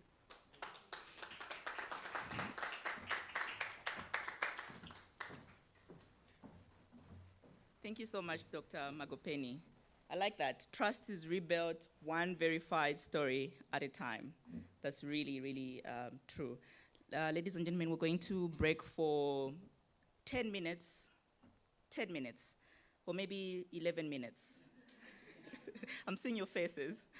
We're going to have a short break for 10 minutes because we have, not that the first part was not exciting, but the latter half of the day is much, much, much, much more exciting because then you get to, it'll be much more interactive. So we're breaking now and we're going to be back in the room at 11:38. Okay, we'll be back at 11:39. All right, enjoy your break, everybody. There's some tea, coffee that's being served outside. You can also use this time to get contacts, network, and whatnot, but please bear in mind that we only have 9 minutes left. Thank you.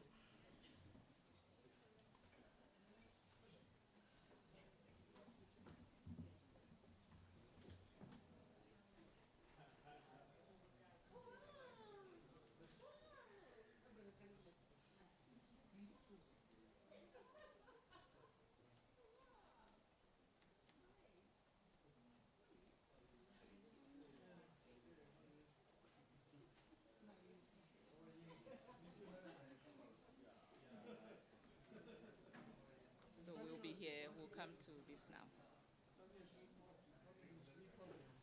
Which part did you need? Which part did you need? Which part of the agenda? Oh, no, we did not share it. But what's coming up now is what's being shown on the screen currently. Who's next? He said he doesn't have a presentation. Yeah, that's good. That's good, because he only has 10 minutes, so he Okay. can't have a presentation in 10 minutes. Yeah. All right, let me.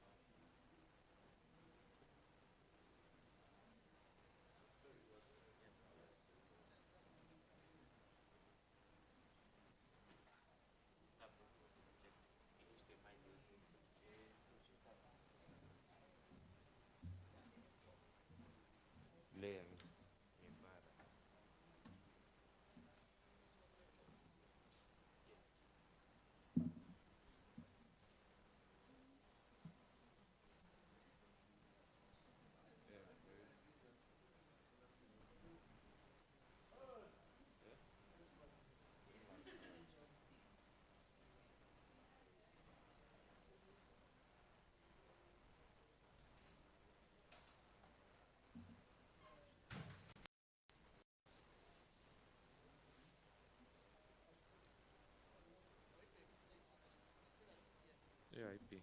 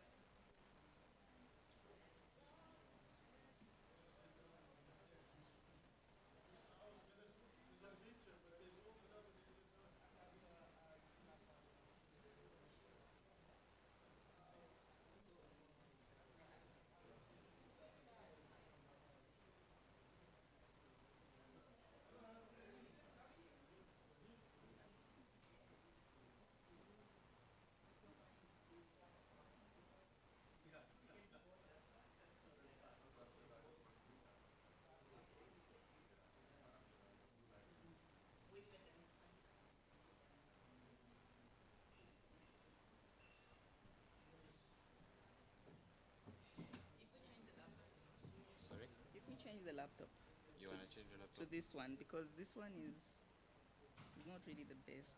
Okay. It's just that it's, well, maybe it's coming. Yeah. I was just trying to share something. Where is Yeah. the thing? Oh, wait.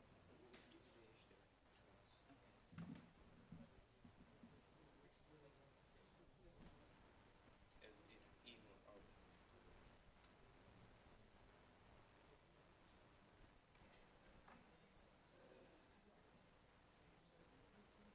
So, man, thing is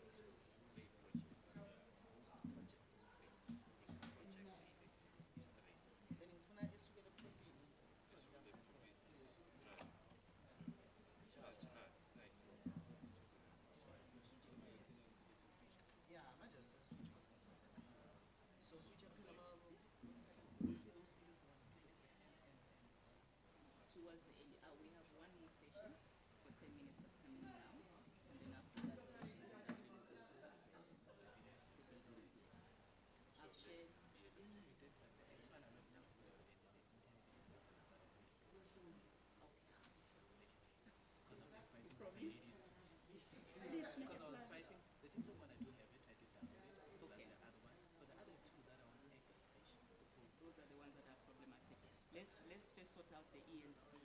Yeah, I do have that one. You have that one. Okay. I think that's the first one we use. We can move between two laptops, right? It's just this, right? I think because this is taking long because of the network, so I think we just use this one. Yeah.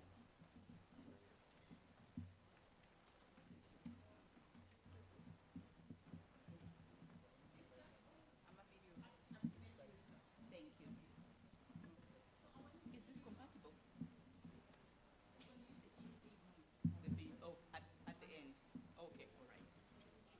Did you manage to download the X one? Something else we can do.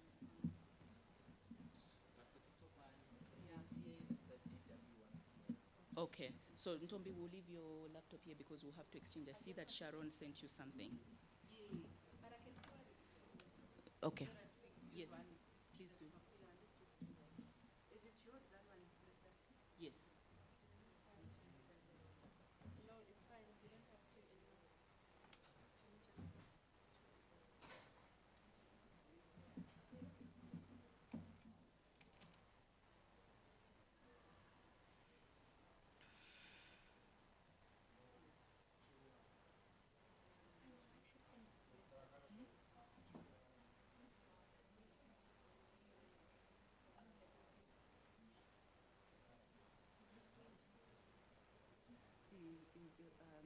We had a family emergency. Yeah, so we had to get somewhere. But he's here, so he will speak for a little bit. Yes, thankfully.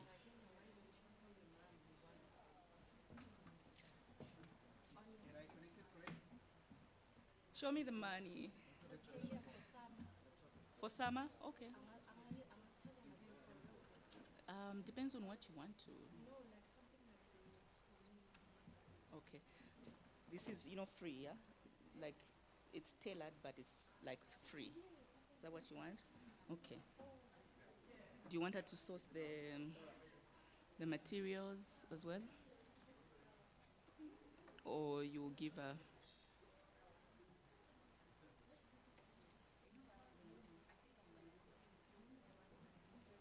Yes.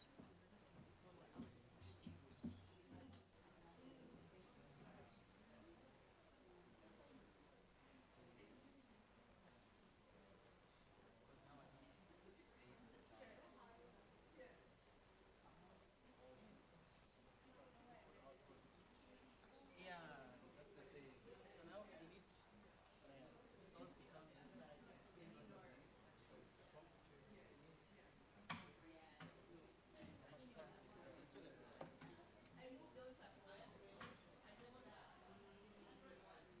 Because you see, that's why I can't change.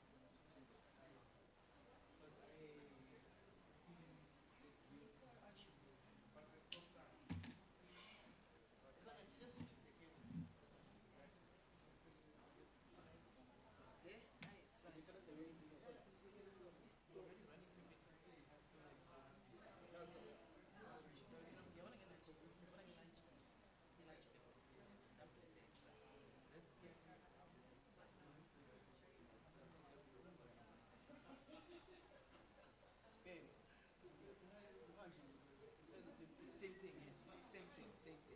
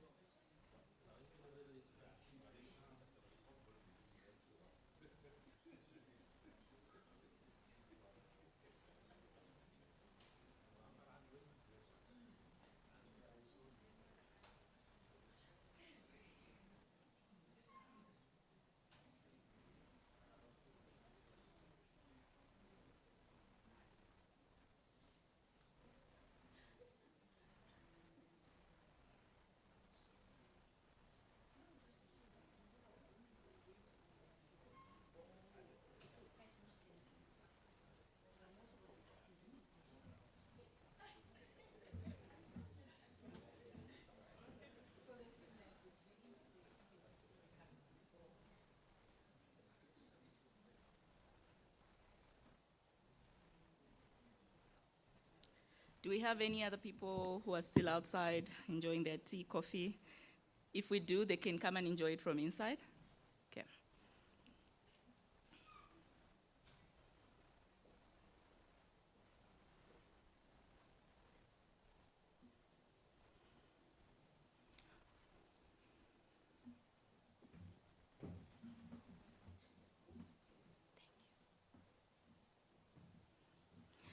All right, welcome back, everyone.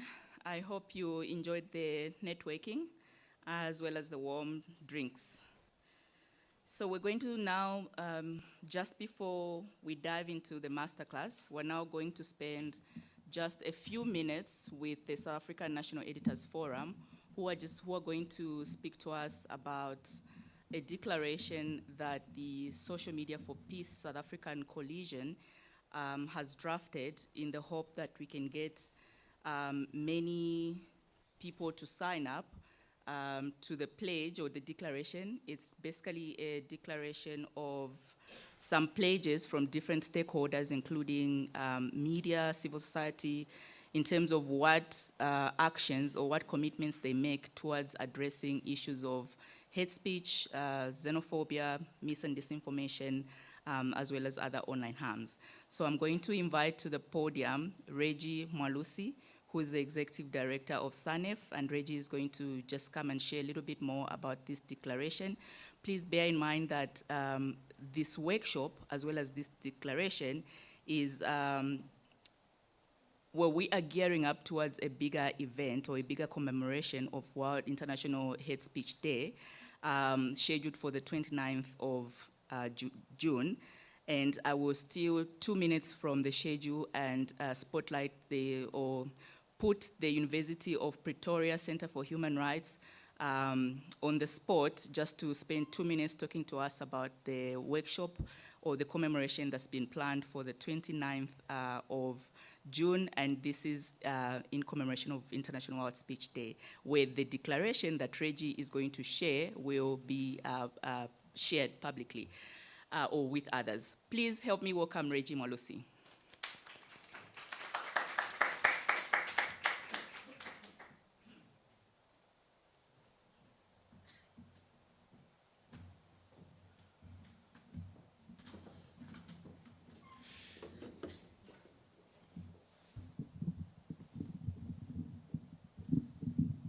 No, thanks a lot, Lester.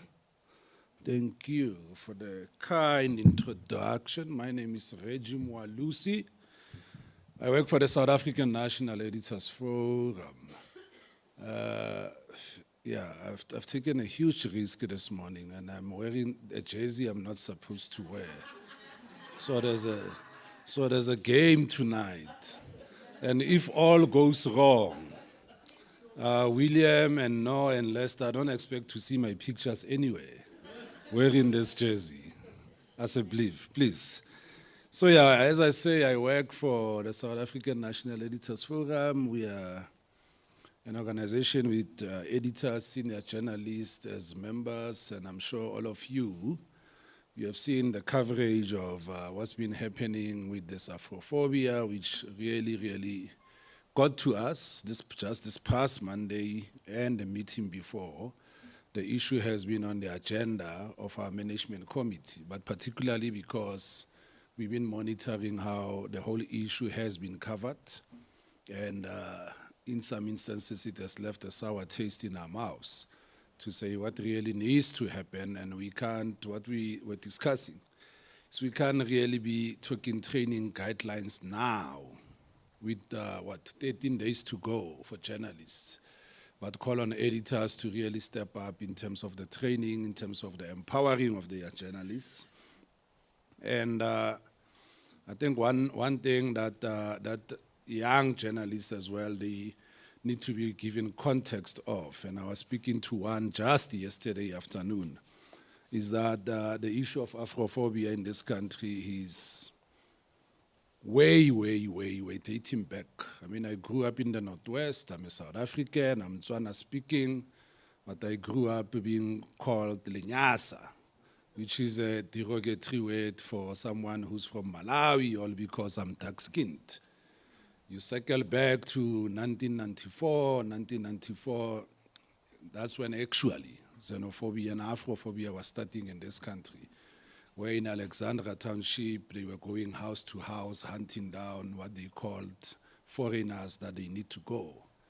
The same year, we saw foreigners being thrown off moving trains. This is 1994. So 32 years later, we're here. But obviously, we know 2008, the story of Nuahave, who was from Mozambique, the Burning Man, and I was in the newsroom that time.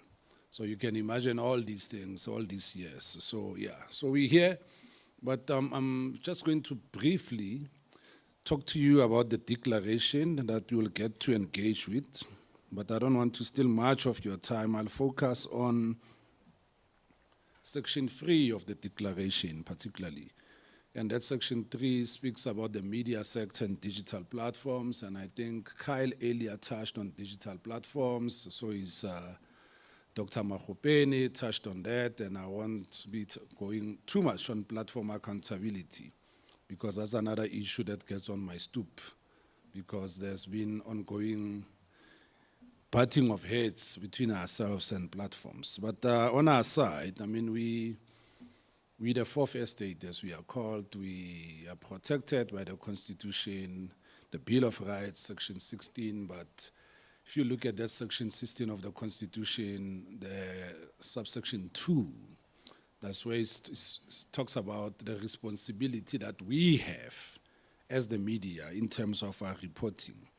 So when you look at the declaration, you will see that there are some practical steps that are recommended there for the media, where we, if I may just quickly go through them, where we say we need to reject xenophobic narratives as activism, where we see, I mean, just yesterday, there was a press conference, and when you look at this press conference, Jacinta is going on, and there are very few and tough questions for her. Very few. As I'm standing here, we have engaged the media lawyers network, where we say journalists that go to these protests, and you will see with other protests that are coming up, they are harassed, they are intimidated, and they are called all kinds of names. And it has happened where now Jacinta has had a sort of a confrontation with one of our members, Diane Hawker. It happened a few weeks back after a Facebook Live. And that's one issue where we have called out to newsroom to say journalists need to come up so that this activism, particularly when we want to cover it, how do we cover it and how do we protect ourselves from that? The second issue is where we speak about in the declaration, how do we center democratic and working class voices, where the media can give space to credible voices, where the media can give space to the voices of other migrant workers. Think about what's happening now in Durban, in Sherwood. Think about the voices that are being heard there. Think about how when you cycle between channel 403, 404, and 405, and this is what my son was saying yesterday, to say what I'm watching and I keep on changing channels is confusing. Is it 10,000 people there? Is it 8,000? What's the role of Home Affairs? What are the numbers? Don't you, because that's how the young people speak, don't you guys in South Africa have Stats SA? What is Home Affairs saying? Why are you documenting them so slow?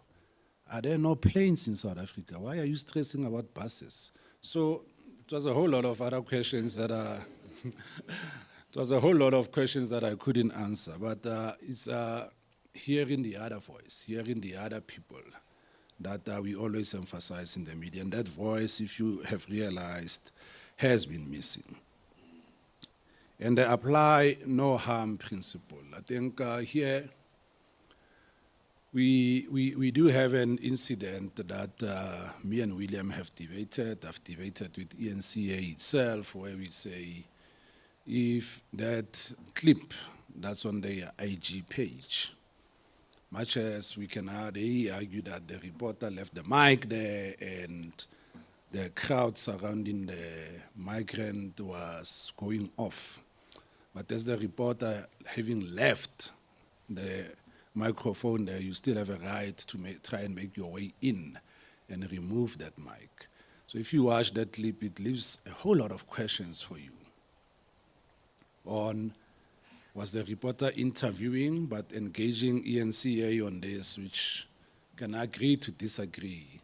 But we all know that journalists, particularly who go out on fields, they always complain that it's not easy.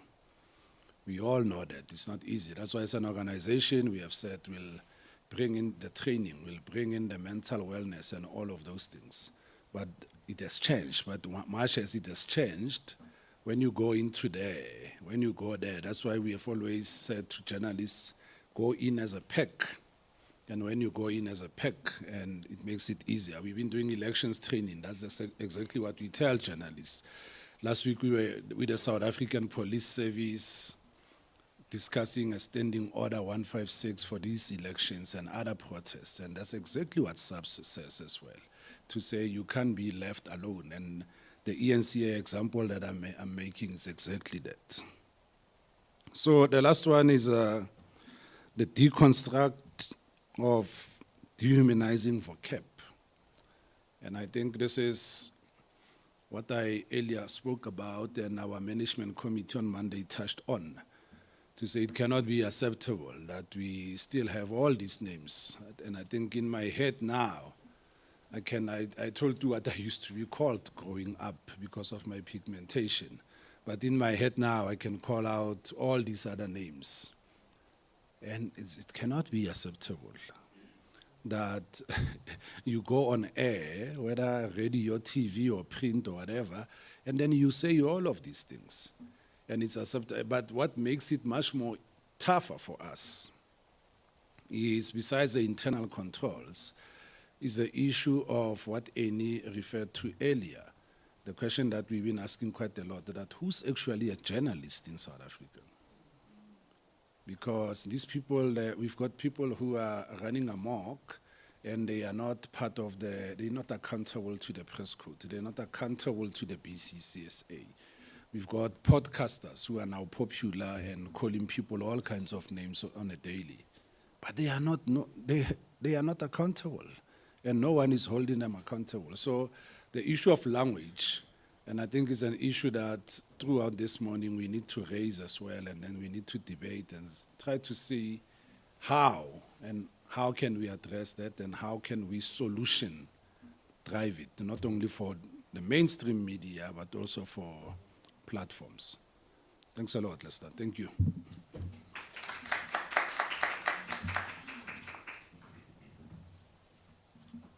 Thank you so much, Reggie. I thought I was tall. Clearly I'm not. I have to bring this down. All right, folks, we have now come to the main reason why we're here, the masterclass on responsible reporting on xenophobia, migration, and the issues that we're talking about. We have two giants, or sector giants, who are going to deliver this session, this interactive session. But for the first speaker, he will spend a few minutes, take us through his presentation, and then sadly, he will have to leave. So if there are any questions for this speaker, please, he will share his email address, will share his presentation and email address, and then you can just get in touch with him. But let's just allow him a few minutes just to share his first part of the presentation, and then he will leave us. We are very grateful that Moshweshwe Monare, who needs no introduction, as well as Dr. Patiso Magopeni, have agreed to deliver this session, and we're grateful to have them here and look forward to hearing from them. I'm now going to give the floor quickly to Moshweshwe Monare, who has to quickly leave. Funny story, as he's coming up here. So being a Zambian, I called him Moshushu. Instead of Moshweshwe, I called him Moshushu. That's not even the funny part. The funny part is who corrected me, as in, it's not Moshushu, it's Moshweshwe. If I tell you who corrected me, you will feel embarrassed on my behalf. So it's Moshweshwe and not Moshushu. Welcome. Okay, thanks very much. Thanks very much, Lista, and also thanks very much, Mokli Africa. I like the name. Look, I would like to apologize. I went through a really tough night. I hardly slept. I'm gonna try to for 1 minute to tell you about my journey through the night, so that it actually relates to. At the end, you'll understand that it relates to the topic today. Around 9 o'clock, our gogo, my helper, is in excruciating pain. Needs to go to hospital. Call an ambulance at 9. It comes at 1. Arrive at the Hillbrook Clinic. Between 1, I think she was attended at 3 a.m. And at about 5 a.m., she needs to go to the pharmacy for the script. And the pharmacist said, sorry, that was like 6. The pharmacist said, but no, this is not a script. It's clinical notes. Go back. I go back. They said, but we have run out of script pads. So go back to the pharmacist. So the pharmacist said, I can't give you the medication. Go back. So why I'm relating this story is that what does that have to do with foreigners? Because if you were to write this story, Dr. Motsoaledi might say the foreigners are putting pressure on our health system. Those guys there might say, but because foreigners are here. So I'm just trying to narrate that story because you'll see even in my presentation what I'm asking of our journalists and especially my colleagues to say, you need to crystallize, you need to separate issues, because my biggest problem is when the populists, the vigilantes abuse and exploit genuine issues that South Africans are facing in order to hype up passions. I just want to be controversial to say, the absurdity of migration identity. Who is African American between these two men? Just to say, if you think about it, there's a narrative out there to say a migrant, it's an African. It's this person that, but yeah. A lot has been said about our responsibilities. I'm not going to really belabor this point, but just to really remind you as colleagues to say you have a thankless, unappreciated role. You are facing a noisy, very hostile, aggressive environment without resources, without any, but you are still obliged, you are still expected to be responsible. Like the judiciary, you are supposed to be this voice of the people, but not a populist voice. Sometimes you have to go also against what is termed a popular voice. Like Dr. Kopeni was saying, that sometimes you have to shun the so-called exciting, sensational news and say, but mine is boring, but is based on true facts. The responsibility and the burden and the role that you have is against all these things. You are supposed to be a voice of reasons against stringent regulations, declining public trust, lack of resources, generalization of the newsroom, all these things, the misinformation, but you are expected, and we are all expected. And unfortunately, it's the role that we cannot neglect, we cannot abandon, because if we don't, the vulnerable will be in trouble. If we say, but this is too much for us, the hype that is out there to say foreigners must not exist, because we might see this as a South African problem, but if you think about it, is that if you are brown and black, you are not wanted in any city. And unfortunately, sometimes in South Africa, we think it's them, but it really affects all of us. And the responsibility, our responsibility actually was expressed in this judgment by Judge O'Regan. We must never forget this particular judgment to say whatever we do have that. We can call it a burden, we can call it but this is our role. Reggie has already expressed where we derive our power and our freedom in terms of Section 16. But the limitation clause in in subsection 2, that is where our obligations come from. If you look at the BCSA, if you look at the Press Council Code and other internal codes, they are derived from this limitation clause, which at the heart of it is do no harm, minimize harm. So as editors, sometimes we need to remember that, to say, the story might be sensational, good television, those who work in television, there's that thing that, oh, this is good tea, but we've got the responsibility of minimizing harm. I'm not going to go through, but also in Judge Jeffers' judgment, reminding us that we are both the bearers of these rights, and also we have the constitutional obligations.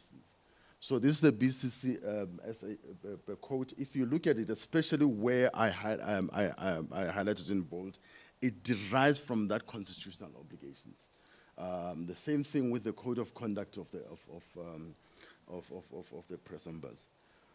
When I was preparing for this presentation, I made a few calls, just in the newsroom. What is the situation? What is the mood?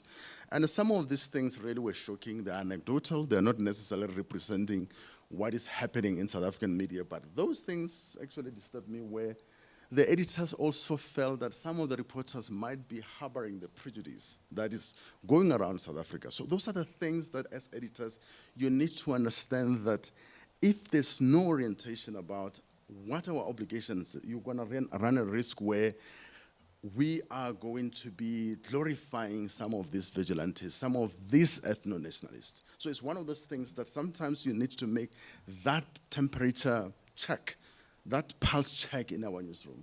One of the editors at a diary meeting that people are saying, yeah, but South African voices are diminished. There's a subtle message in that. So say, but what are you saying actually? Are you saying that people who are saying that anyone who doesn't look or doesn't sound like me needs to go? The other one also, one editor said, you got a feeling that they say, but you are a suburban, you are white, therefore you don't know what's happening in the townships. Dynamics in the newsrooms, which are real. Remember, journalists, we also have our own experiences, our own prejudices. And one of the things that I was saying to Dr. Makopeni is, we must not take it for granted that some of these journalists actually have never seen, let alone read, let alone understood the press code, let alone the BCCA code, or the elementary basics of journalism. Who are responsible. This is our responsibility to say, do they understand that actually what you are doing is not one of those professions where it's about you, it's about a huge responsibility and burden to the society.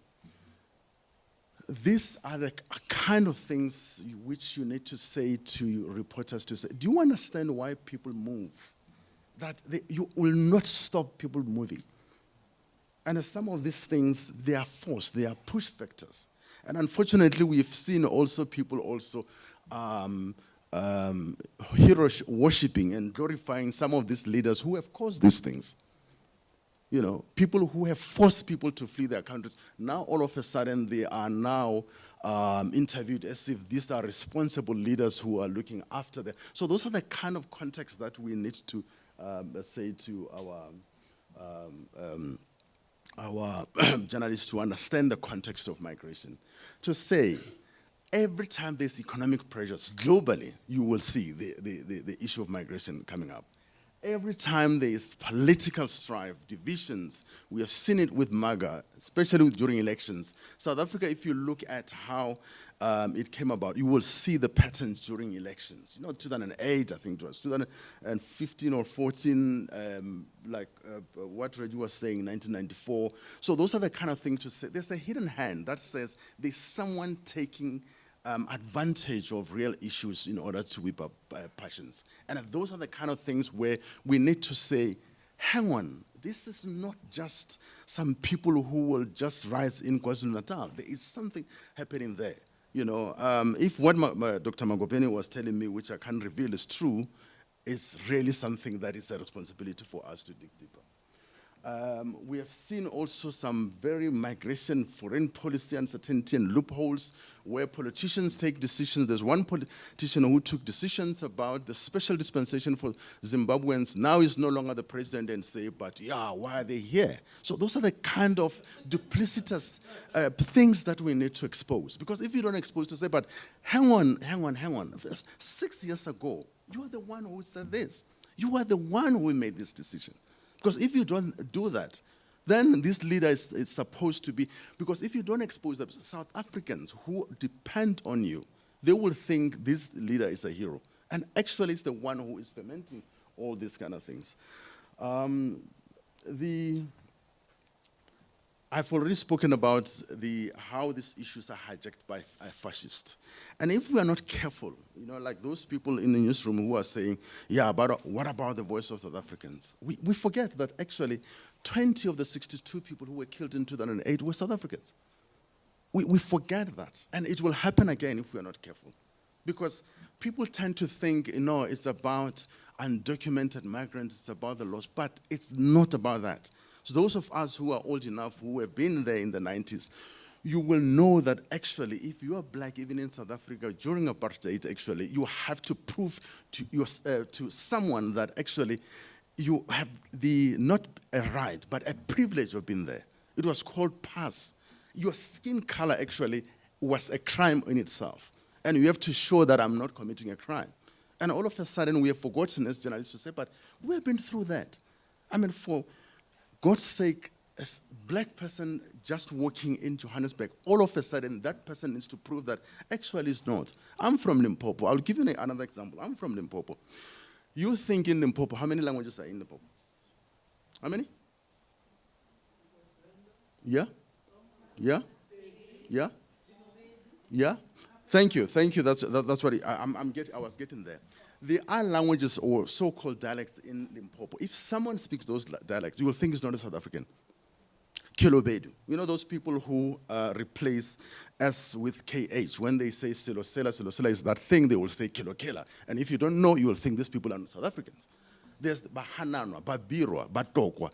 They are in Limpopo. And if you have never heard of these people, and you are Jacinta, you are Pagelam Tagat, you are what's the other guy's name? Ngizwe. You will think these people are not South African, even when you are from Limpopo. So those are the kind of things that says we need to be careful that this got nothing to do with undocumented, but it's got more to do with saying, this person doesn't sound like me, doesn't look like me, therefore I don't want this person in my... 2001, August, look at that report by the Center for Study of Violence.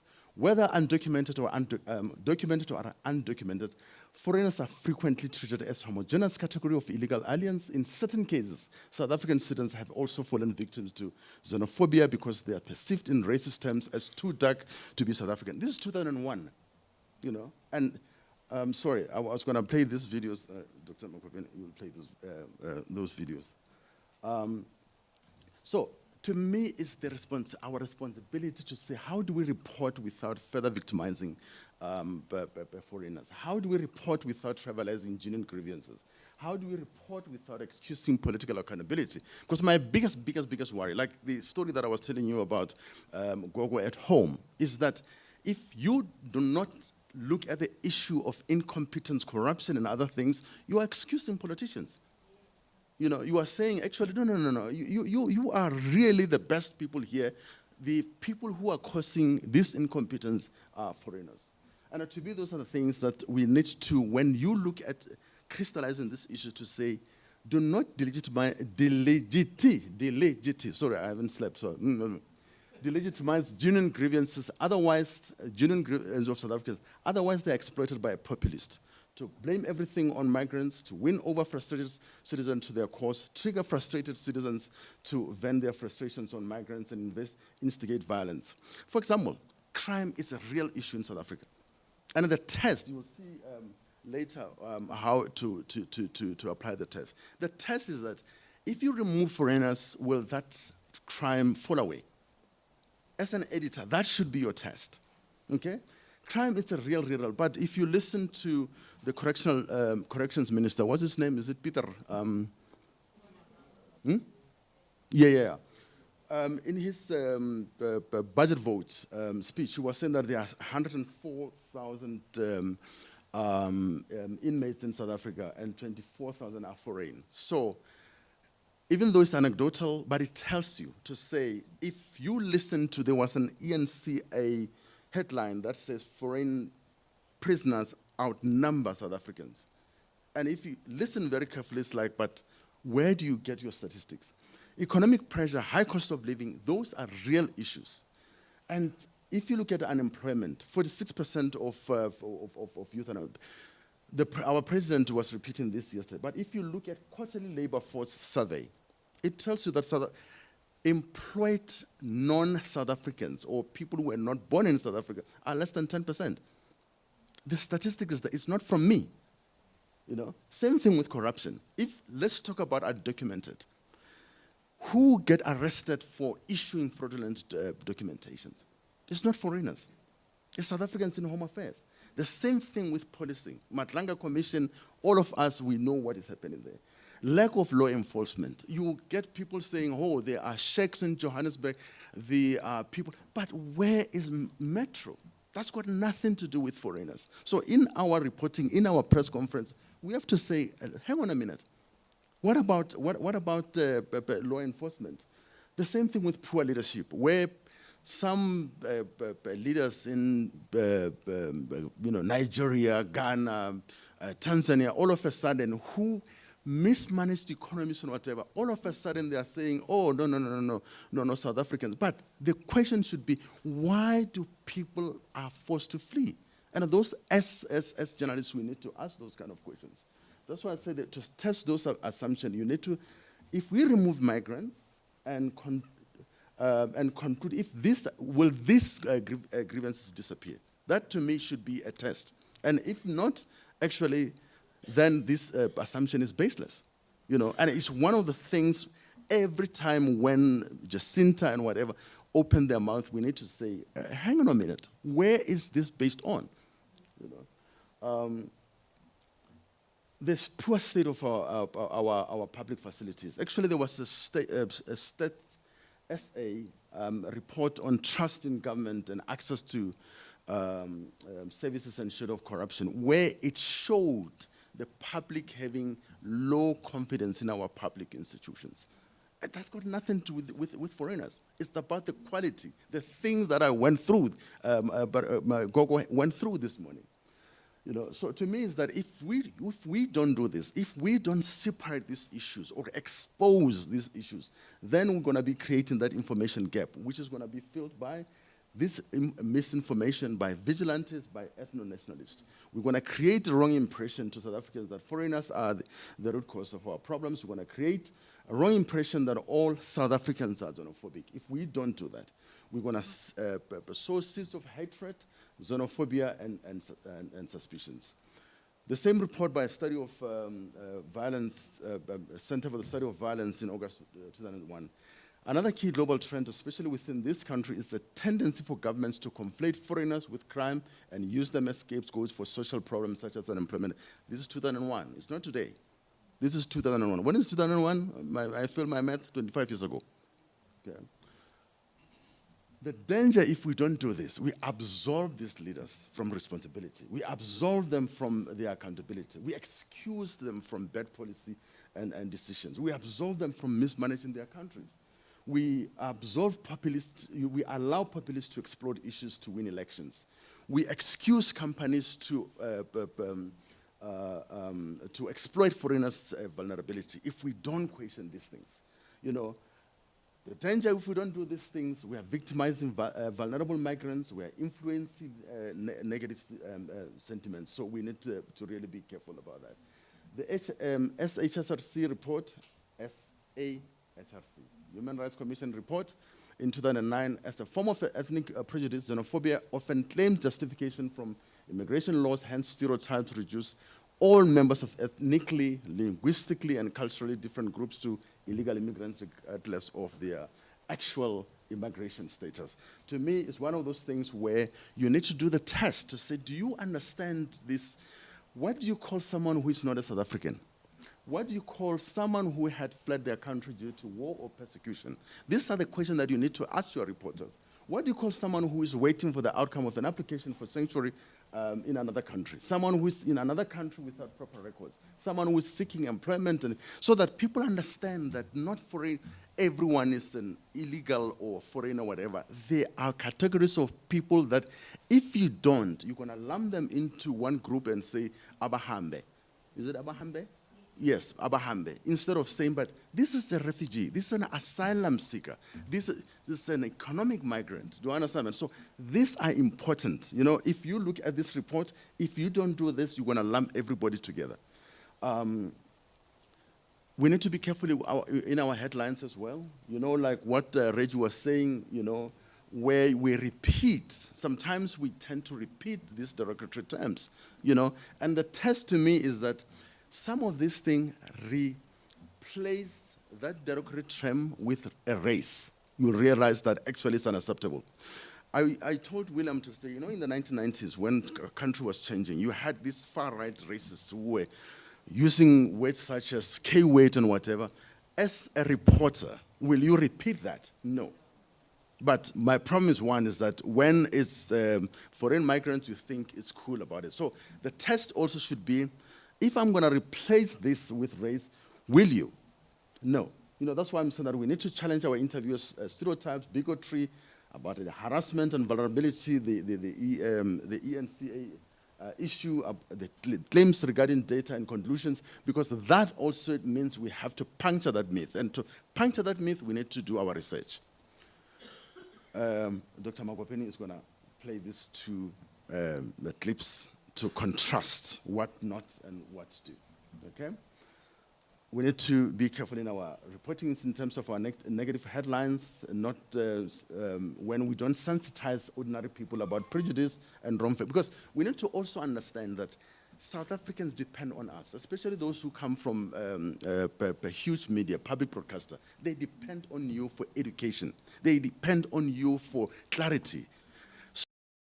If you don't do this, they will say, oh, okay, so foreigners must go. But you need to really say, wait a minute. There are people who are here legally. There are people who are supposed to be here. Even those people who are not here legally, there is a constitution that you can't just slap them around. You can't just force them, you know. So those are the kind of things that we need to do. We mustn't encourage public humiliation. You know, those things where someone is slipping, you know, one of the touching, the emotional thing where there are this group of Malawi citizens at an open place. There are children there. There's someone who just given birth. You know, but some of the reporters, there is no, you know, is it not humility in beings, guys? We are dealing with human beings. I don't care. Even, you know, South Africa in law doesn't have something called a taint doctrine, where if you were trespassing in my property, anything that you do, you are a criminal. We don't have that thing. So even if you are here illegally, you cannot really, your rights cannot be violated. A robber who just killed people, get shot and injured, you still have to give that person medical care. So the thing about really people saying that, no, you're not going to get to this hospital, guys, what have we become? You know, so those are the kind of things that we need to also challenge our stereotypes. Just about if a robber who is wounded still have to be given medical care, why do we think we can really chase away a mother and a child from our hospitals? And we think it's okay, it's okay, you know. There have been a number of claims from police, because if we don't do that, the deadly result is 2008, where this is according to the Human Rights Report, where the perpetrators of opportunistic crimes during the 2008 violence were inspired by media coverage of attacks. So sometimes you have to pause and say, what is the consequences of my report? What is it if someone who is ignorant read and interpret and construe my report? What will they feel? Will they feel that, oh, now we can do an assignment? So those are the kind of things that we need to. Guys, we are all migrants. Thank you.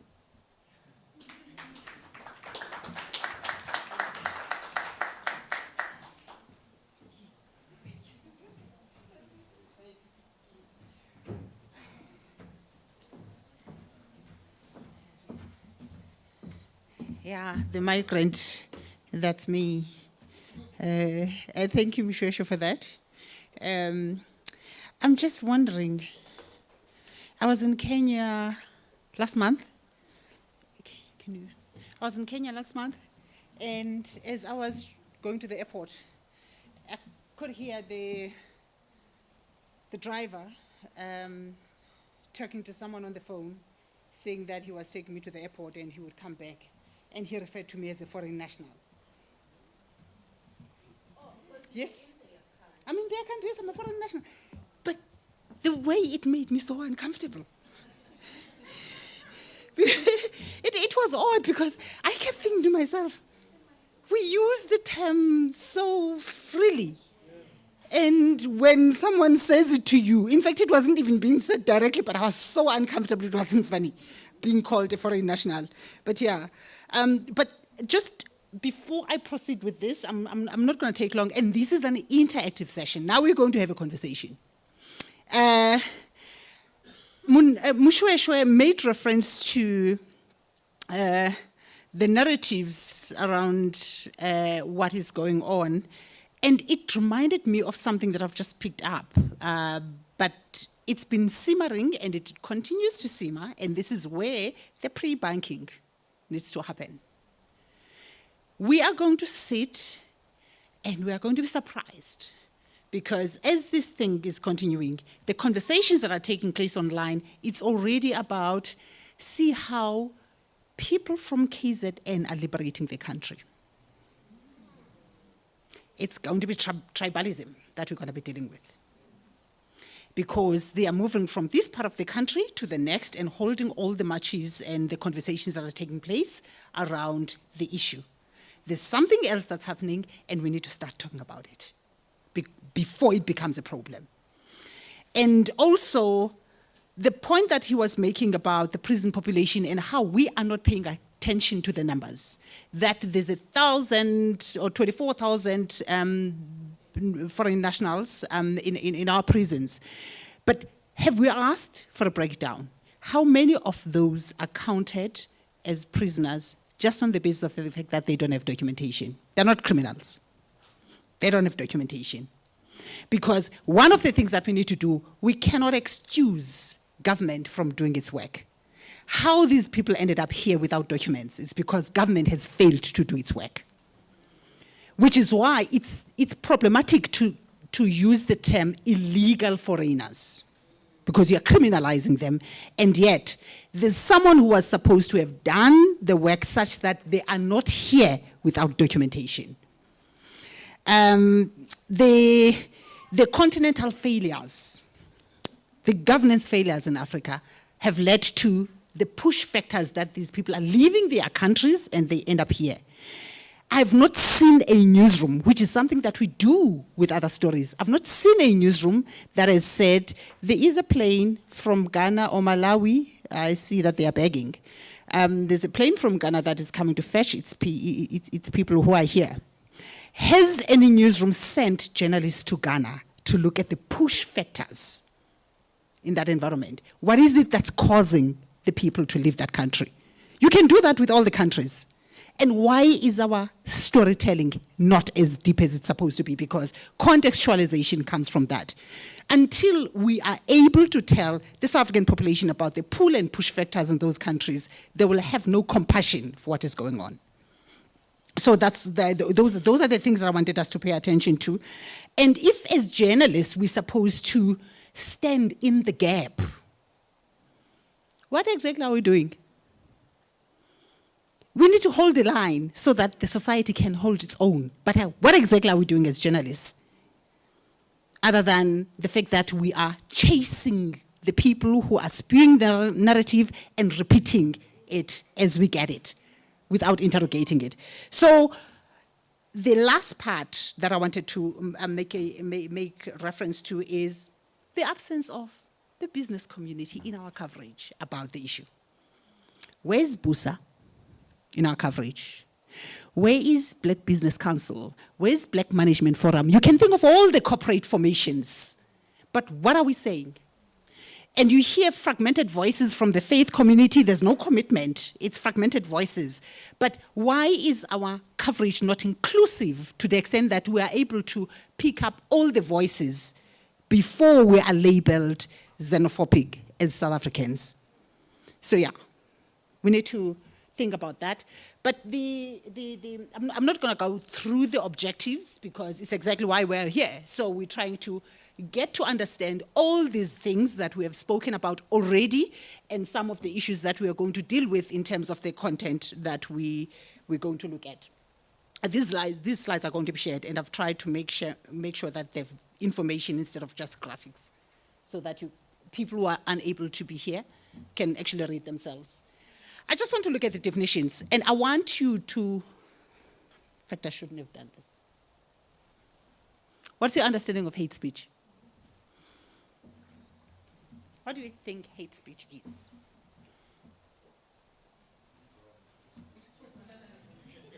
Yeah? Yeah?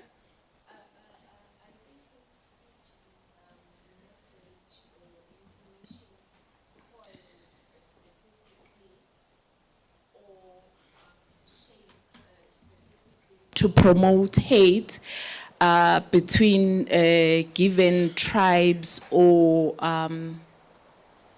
people in general. It borders around misinformation and disinformation, but sometimes it's deliberately done. Okay. All right. Another voice? Anyone wants to say something on this? Okay, there's hate speech.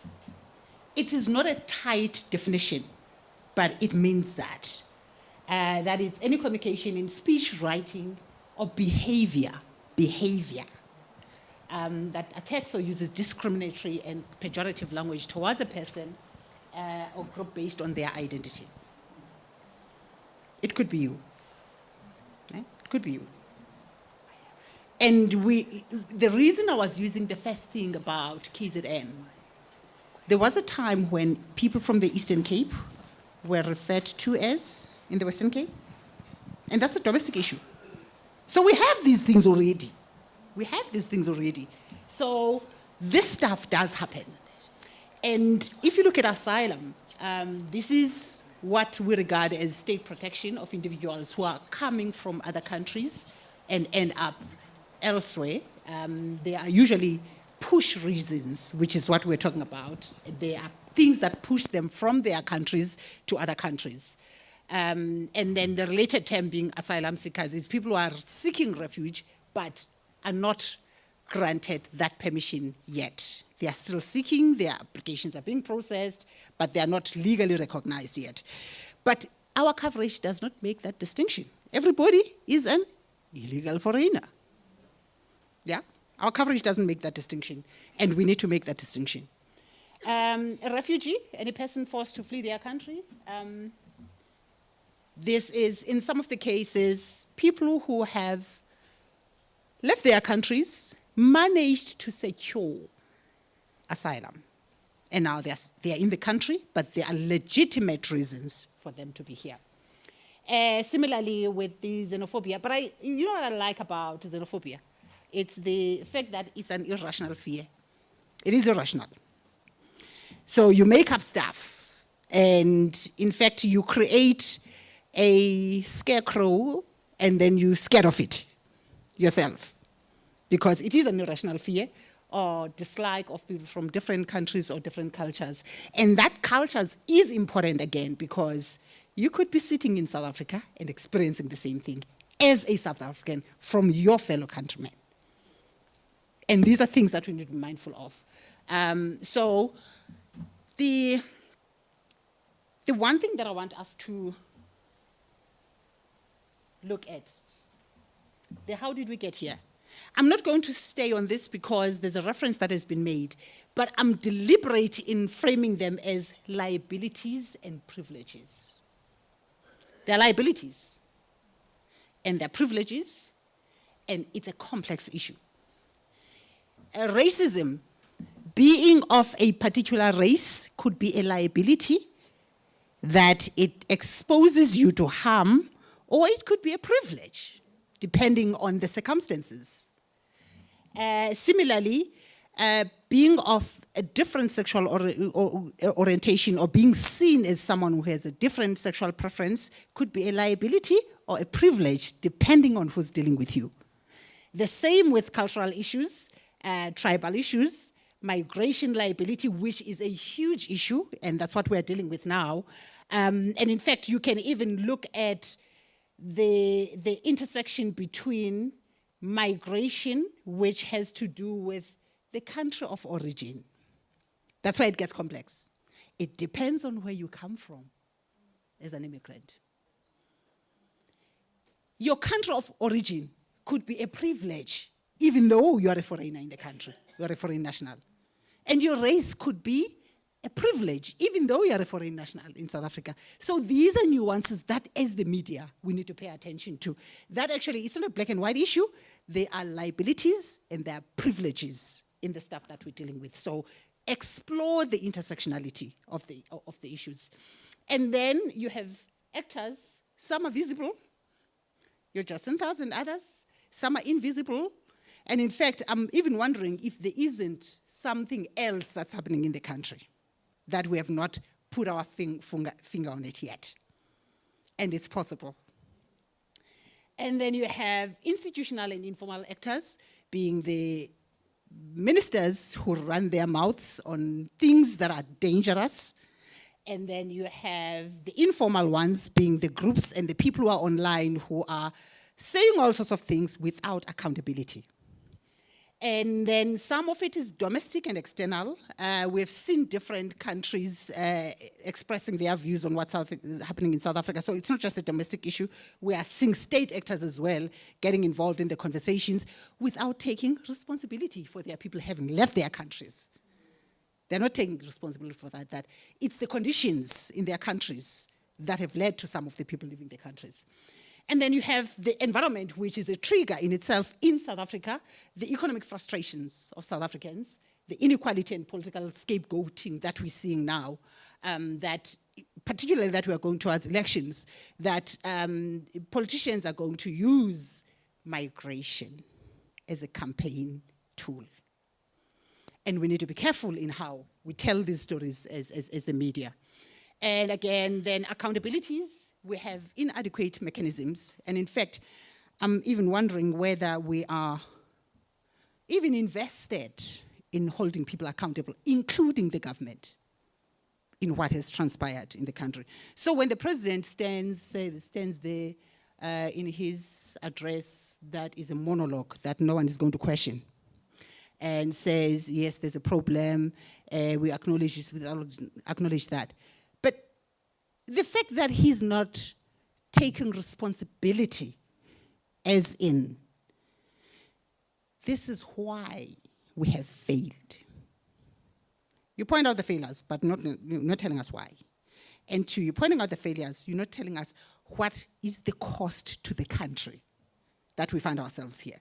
So we have inadequate mechanisms, which is why the media sector has to play its role as a critical watchdog. Yeah, now we discuss. When audiences hear the words foreign national, like I did in Kenya, or migrant, what images immediately come to mind, and where do these perceptions come from? What does a migrant or foreign national look like? Okay. Okay.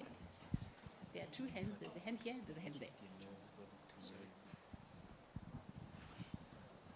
Yeah? Yes? Yeah.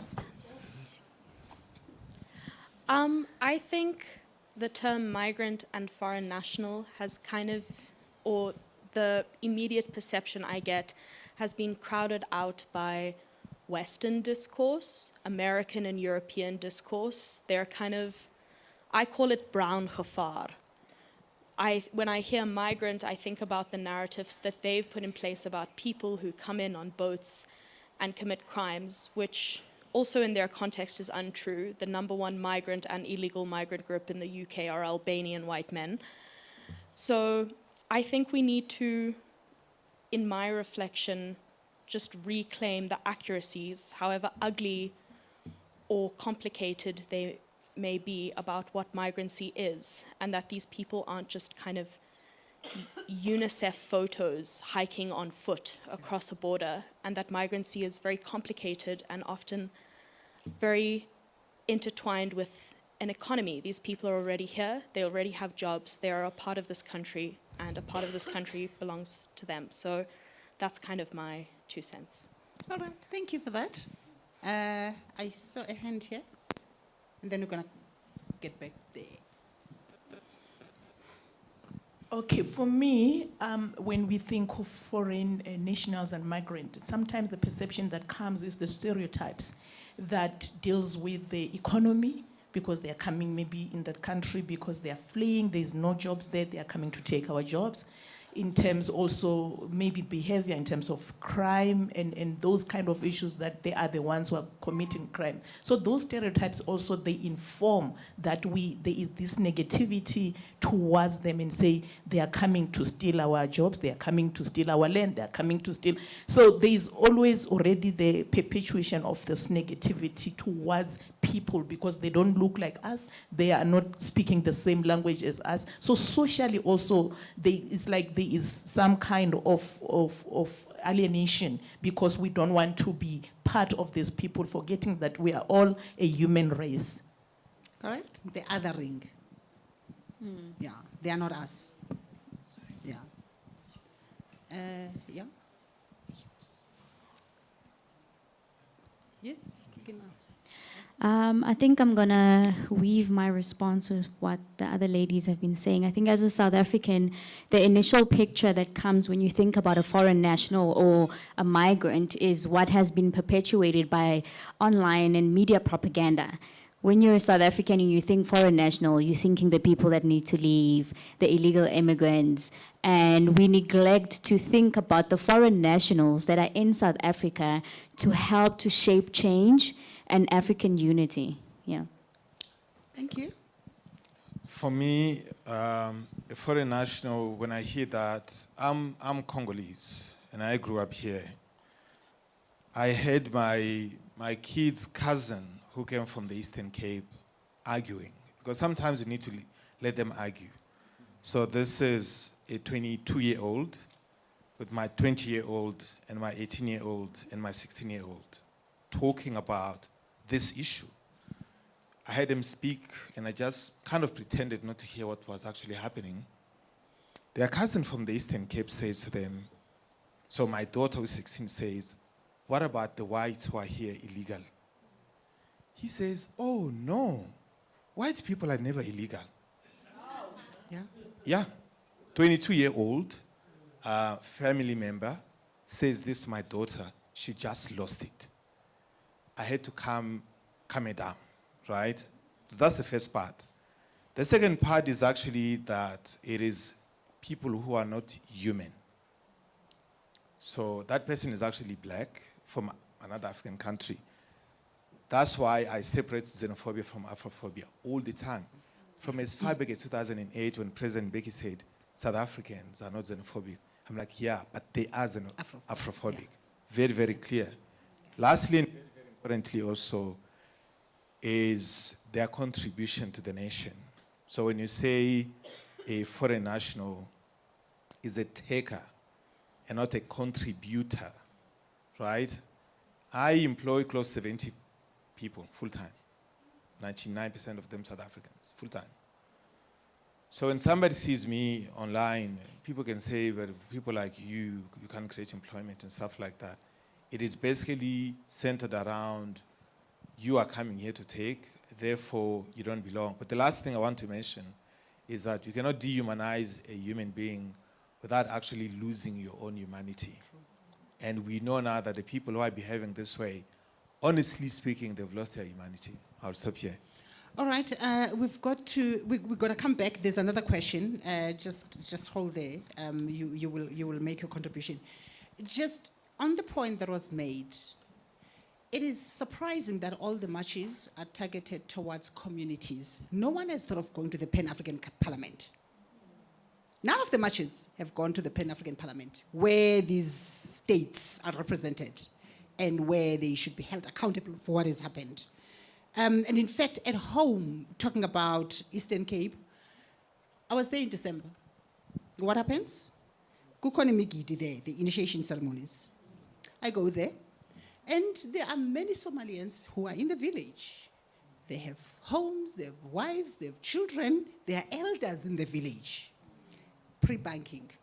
How is that going to affect our voters' role in the coming years? Because they are residents of the country.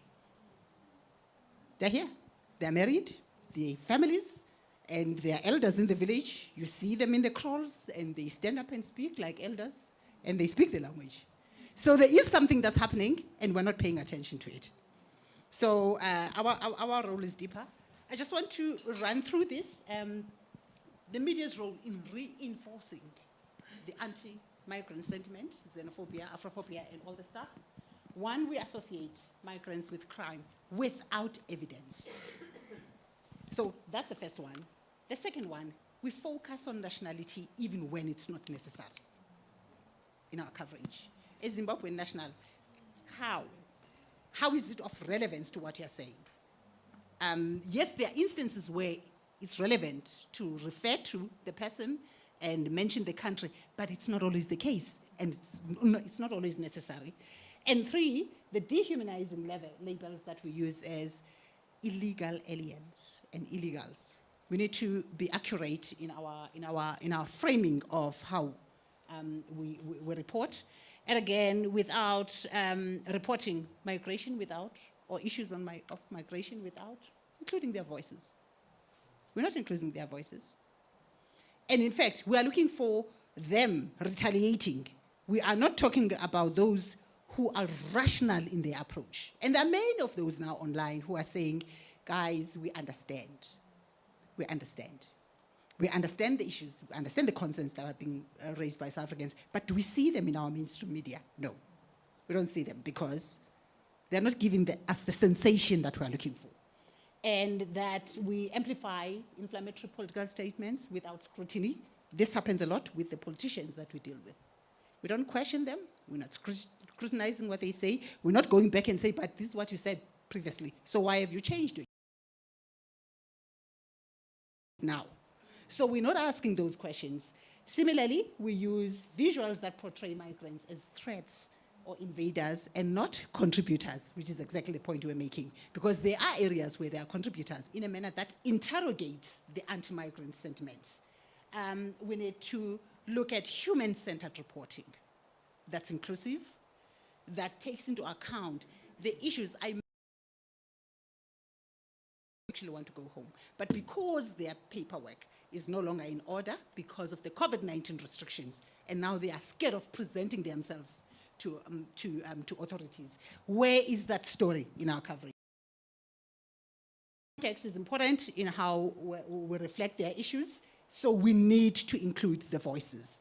Similarly, evidence-based reporting, we need to be able to say, according to this, but even that according to this, interrogate that information. Evidence telling you, and how are you telling that story? Diverse sourcing, single narratives are a huge problem. They're a huge problem. Look for other voices. In fact, I said in a few days back that we are so scared of divergent voices and we actually want to solve them as a problem. No, divergency in views is actually important. It's not a problem that we should solve. We shouldn't solve it. It's not a problem. So diverse sourcing is important, solutions-oriented journalism. We have not seen it yet. I don't know if it's ever gonna happen. The point I was making about going to these countries or using your correspondents or stringers in these countries, looking at the push and pull factors that have led to people from other countries on the continent coming to South Africa. So how are we solving the problem in our coverage to the extent that we're able to elevate what is happening back home, which has led them to being here? Again, it's important to report migration as a human story rather than a crisis, because right now it's a crisis in the way we present it.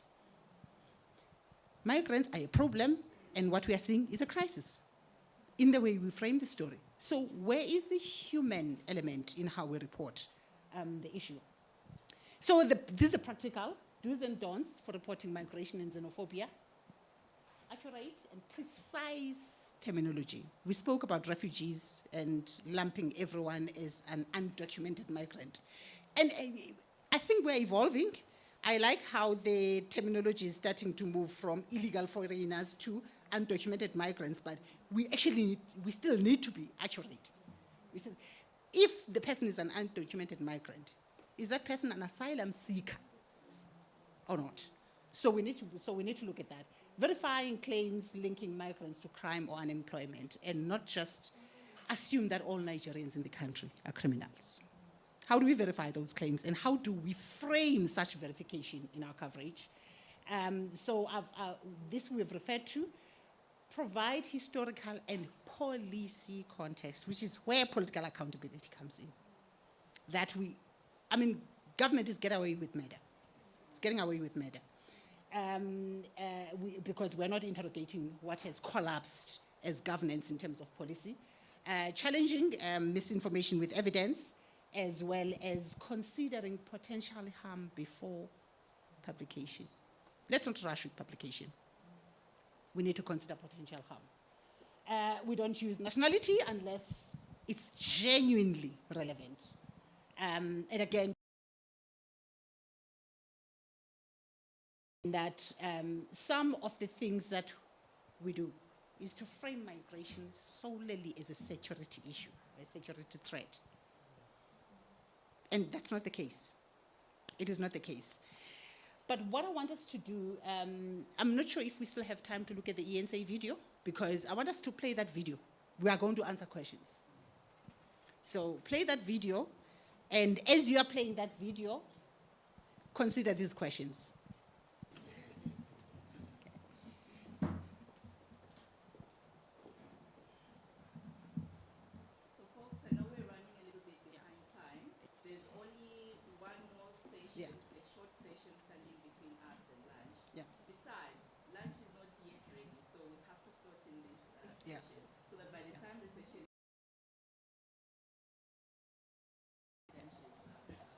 Yeah, this is actually the last of this segment, but we are going to have to talk about what we see in that video, what it means, and how we should behave differently.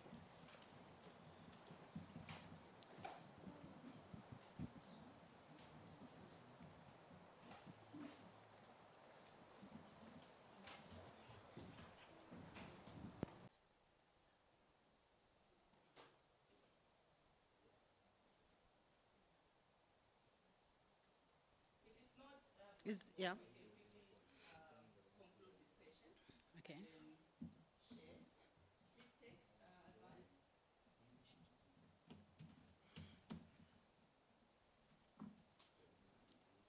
And in fact, the questions can still be responded to even without the video, but it would have been nice to look at the video and then have a context to the questions. The first question is, at what point does reporting become amplification? At what point? Any takers? Yeah. At what point does reporting, particularly on anti-migrant sentiments and xenophobia, at what point does it become amplification? It doesn't empower citizens. It's just simplification. Kanita? And that's why we had such a big problem. That question is important because we do that vox pop thing, nah, as journalists, because we want to share sentiment. But essentially what you're doing is you're giving that amplification without, because you can't interrogate in real time. So what's the point of, and I think this was happening before March and March became a thing, when it was just in the genesis, when they were stopping at clinics and we were just putting the mic in front of people.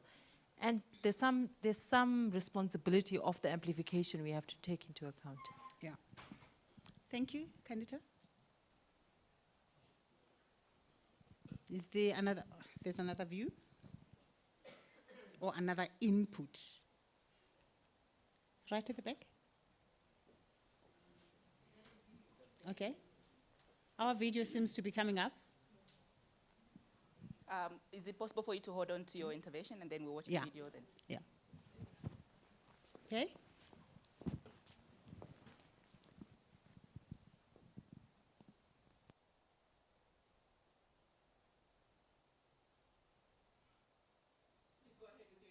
Right.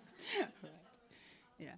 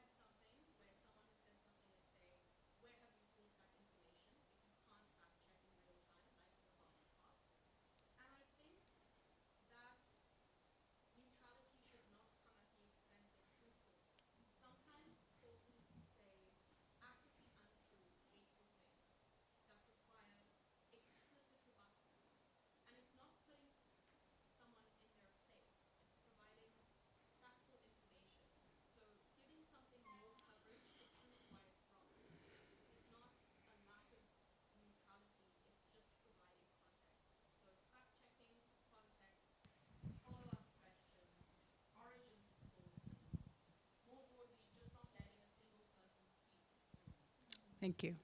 Thank you for that. Is our video ready? Or should we continue? Ready? Okay. We can play?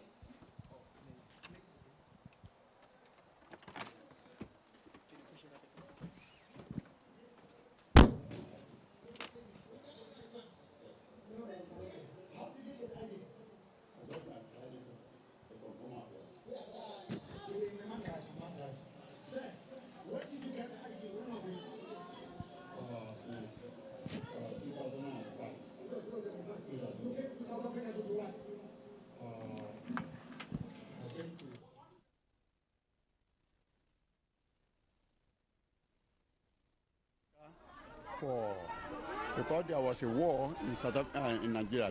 No, you came as a refugee. So what are you doing now for living in South Africa? Sorry? What are you doing now for living here in South Africa? I'm employing the South Africa.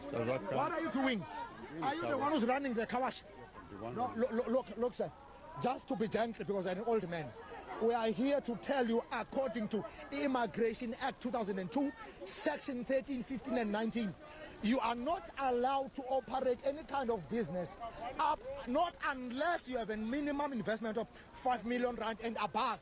It's either you invest to the existing business or to the new one, you register with the CIPC, with Revenue and Home Affairs. You must apply for a business visa. You are not allowed to operate in informal trading such as kawash. So now we're not asking you, you have to close this kawash now. It belongs to South African. So, are we together? No, I'm listening to you. Yes. But the investment of this car wash is more than 5 million. No.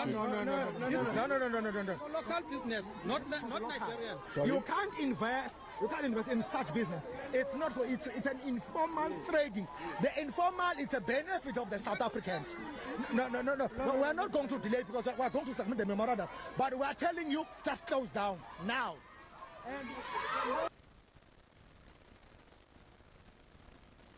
Video. Yeah. How did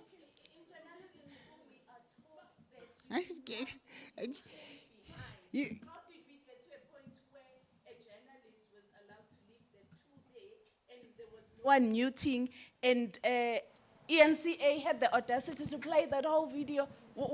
Like, how did we get here? I don't understand. I was also surprised because I was asking myself, is that a journalist? But then if the journalist was there and he just gave the mic to the people, then it means you as a journalist, you are no longer telling the story. You are not interrogating the issues. You let the people just influence all hate speeches and whatever, not from the point of understanding or fact-checking or just researching your story. Because as a journalist, when you go out, you know the story, you know the rationale about the story. How are you going to go about reporting the story? You cannot just give a person a mic. You should interrogate, you should question, you should be the one leading, not giving the people... Abdicating responsibility as a journalist. Please go ahead, sir. My name is Brian Mazibugu. I'm also part of SOS Coalition, but I run a small media house in the township. The challenge which I've seen, some of the people who are working with them, I just shared from the colleague from SANEF, even when we get invites, we invite them. They don't want to be trained. Some of your content creators. So I don't know what we can do so that we can encourage them to improve their skills. Because some of your community radio station, you have people who don't have journalism qualifications are there. Some of these, I'm not undermining, so your small community newspaper are run by people who are entrepreneurs, who have love for sharing story, but their reporting skills, they don't have. Even if when there are opportunities, workshop like this, they run away. So I don't know how can we do it to encourage them to improve themselves in this field. And also my last comment, I don't know how can we do it to make sure maybe we can have a body also can include your content creators so that we can check them what they do. If they are wrong, there can be also penalties like journalists. I don't know how we can do it. Here's the nice thing about this. All the people that you've mentioned are not affected here. This is a big brand. This is a big news brand. It's ENCA. Yeah. No. I hear your point. We actually have to provide that training across the board. But the fact that you have a big brand that carries a huge responsibility is a problem. Okay. All right. Can I go on? Yes. Okay. And then what we just saw now on this video, okay. And what we saw on that video is another example of how the media leads to social learning behavior. Because what is going to happen is other people in communities are going to do the same thing. They copy what they have seen and it escalates. So now another thing that is happening here is that, well, it's being applauded. We have people saying, yes, that is right. They must go home because of social learning behavior. They copy what they're seeing and they're going to continue doing it.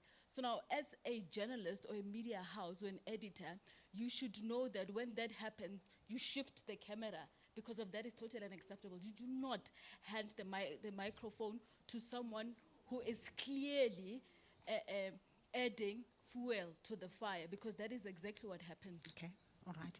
Can I... okay. I was just saying at the mic, I'm not sure. Okay. Am I right? Okay, that's fine. Can we also get a response to the last question as well in the context of this video? Yeah, no, okay, thanks very much. I think maybe to talk to the video, because I think I saw it when I was in Grahamstown last week. How, I'm just thinking as a print reporter, those yesteryears, how do I hand someone my notepad and pen to write my story? I'm just trying to juxtapose that, because by handing in a mic to someone, you are handing your arsenal to someone. Yeah. That's quite wrong. You can't give anyone your ammunition. So in trying to respond to some of the questions, Patiswa, I think I feel pity for you journalists who are in the newsrooms today. The last time I was in the newsroom was about 2024. No, 2004. That's quite long. Yeah, that's the last time I was in the newsroom, but I'm still a journalist. So I'm saying one of the challenges that I picked up is that there are serious challenges in the media on its own. The issue of social media now, digital first, is a challenge on its own, because I had students complaining that they are so under pressure to compete with social media. Hence, in most cases, the basic tenets of journalism, get thrown out of the window.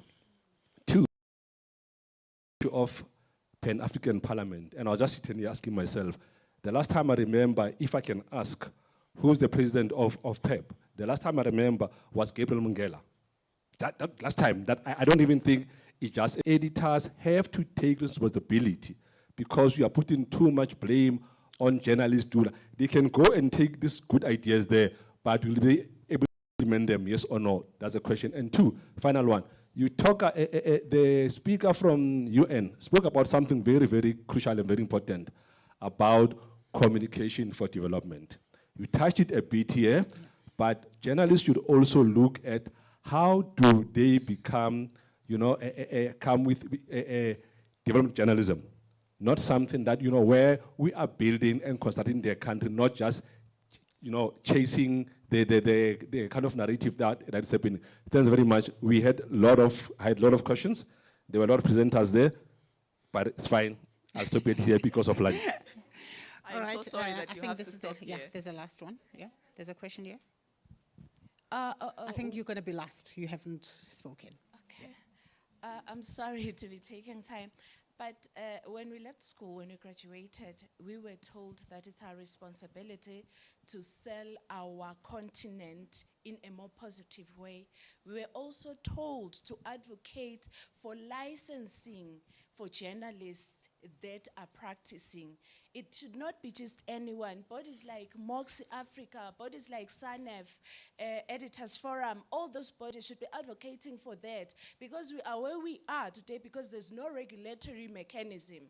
You cannot, a doctor cannot give you a scalpel to operate on a patient when you're not a doctor, because there are governing regulations to what they report to a certain body. They get a license to do that. Why is it not the same in the journalism field? Why do we feel like it's necessary for a content creator to be telling stories and practice unethically, and they go unpunished for that? Why are we doing that?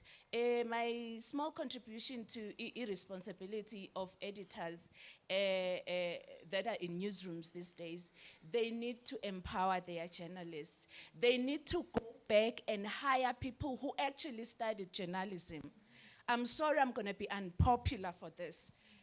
It's part of the reason where we are is because we hired someone who studied PR, someone who studied content placement, someone who studied marketing.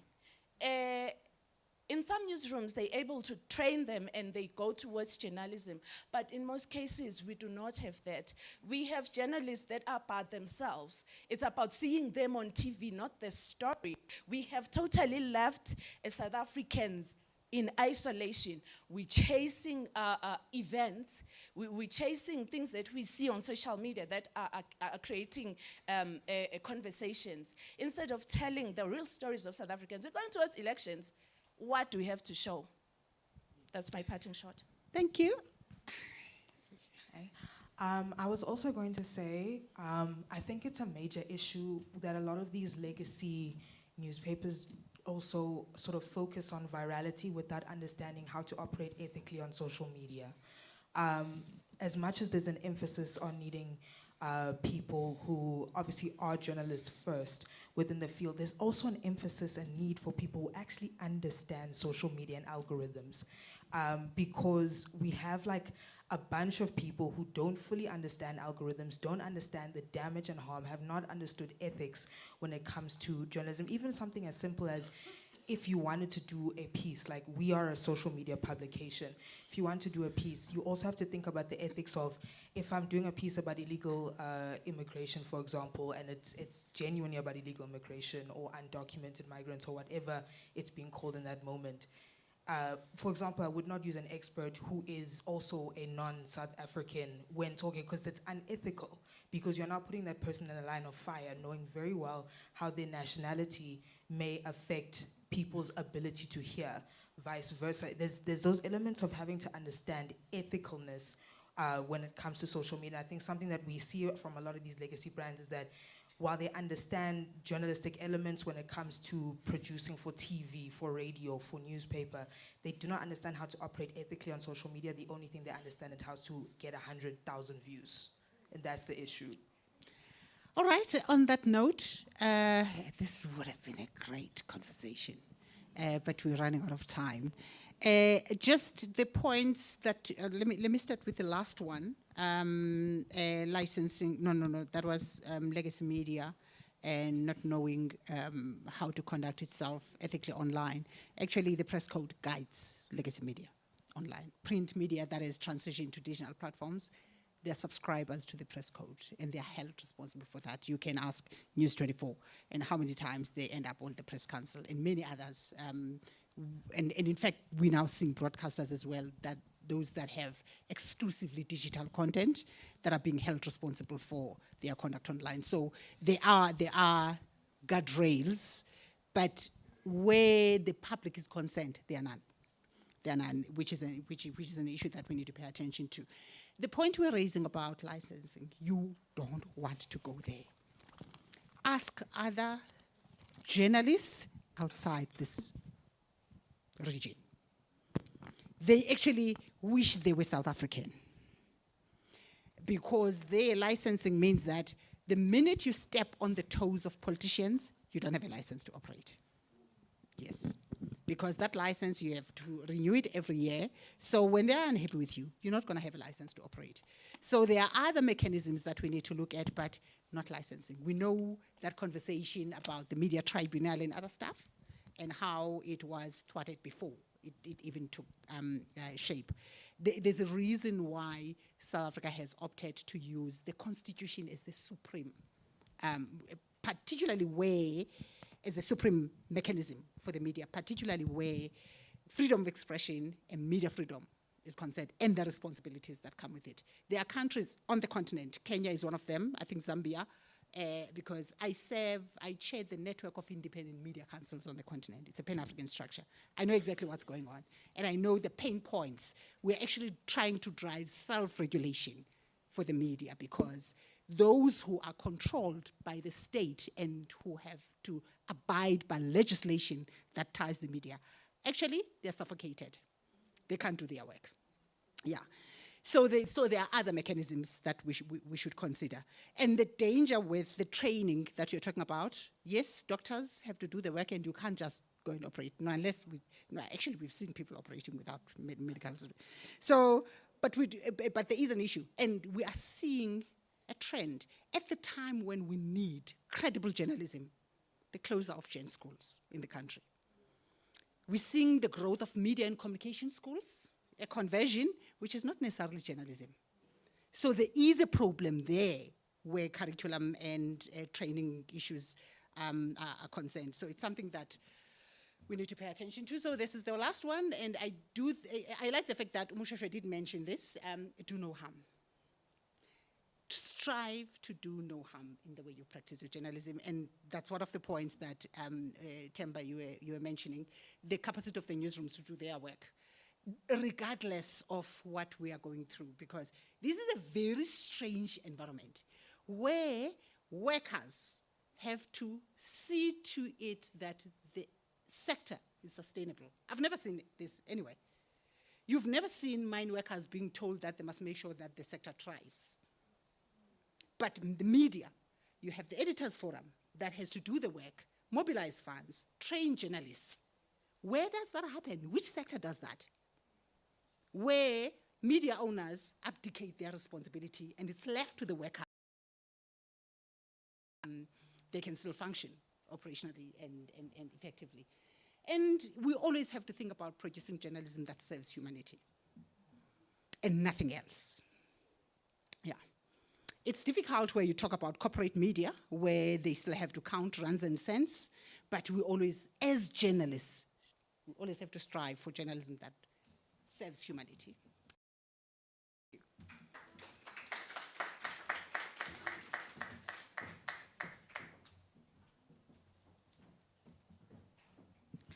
I think she deserves another round of applause, no? Thank you so much. So, just a few, just 3 speakers who are going to come and speak for 6 minutes. Then we go for lunch. Don't worry, the speakers were briefed that they only have this number of minutes.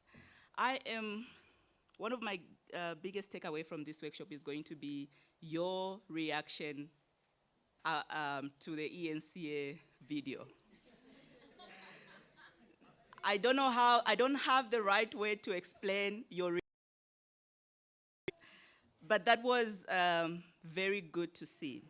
So if you are reacting like that, imagine somebody who is the subject of whatever is being talked about there. But anyway, I just wanted to mention that as Moxie Africa, we, first of all, we took that same clip, the ENCA clip we just showed, we took it to the BCCSA. ENCA acknowledged the error. Of course, it can't just end there because we have to make sure that such instances do not repeat themselves. And so we're still working, as Moxie Africa with others, we're still working on addressing this issue. But thank you for that reaction. I'm now going to call to the podium Kanita Hunter, who needs no introduction. I could be butchering her first name, I apologize. The Zambian founding editor of the Debrief Network and correspondent for Newsroom Africa. I'm not going to read her whole bio because it's very long, but I need, because she has so many, she works on fiction, and she actually has a novel that's coming up in October, or that's being launched in October, titled, Why Am I Like This? I look forward to reading this. Please, let's hear from Kanita, who's just going to come and just give some media or perspectives from the media to what we're talking about. Thank you very much. Thank you, everyone. I have to speak for, I only need 4 minutes of your time. I'll be very quick, right? Solutions, right? If we can all agree that the media landscape has changed and that we are held ransom by big tech, so the incentive for ethical, real journalism is much higher now to say if we all agreeing and we all complaining that the media is shrinking now, right? There's never ever been a more incentive for proper, boring, grassroots journalism. 1. 2, what are our audiences telling us when they are tuning in to unqualified, populist social media creators and not watching things on the media platform? The same clip, because a news creator cannot spend the money, a content creator cannot spend the money to go to Sherwood in Durban to record and to do interviews. They are using our journalism and reaching better audiences. Why are our audiences preferring to consume information from them and not consume information from us? But that does not mean we have to now go and do the cheap element, which is what that ENCA video, for me, upsets me, is because we say, if we can't beat them, let's join them in populism. We can't do that, right? The third thing that we have to do is, for those of you who have any power in this room, I'm looking at you from MMM, I'm looking at the Press Council. We now have to look at a new mechanism that says to businesses that there is a direct link in the deterioration of journalism to the deterioration of service delivery to the economy. That bad journalism affects you as Standard Bank, affects you as MTN, affects you as big business, more than it affects the average Joe. Your incentive to support popular journalism. If you are participating in the breakdown of the business model of journalism, you have to deal with the consequences that your own business is going to. When Joburg, now everybody's waking up to the reality that Joburg is falling apart. When newsrooms were disinvesting in reporters, the fact that the biggest newsrooms in South Africa don't have dedicated council reporters in the metros in South Africa is a shame, right? So that advocacy to say, if you don't support, and if you continue to support people who even skirt around misinformation and disinformation, you too need to face the wrath of of ordinary South Africans and the fact that of losing customers. The other thing that I want to talk about is we can sit here and bemoan and speak to the converted, or we can upskill. We learned a very important lesson at the Debrief Network. How do you bring about nuance in 90 seconds? Remember, even 90 seconds these days are too long to get people's attentions. If I don't catch you in the first 5 seconds, I'm done. So the nuance of this immigration discussion, just not, when people say South Africa's immigrant crisis. What is an immigrant crisis? I don't know what is an immigrant crisis. But we repeat these things, right?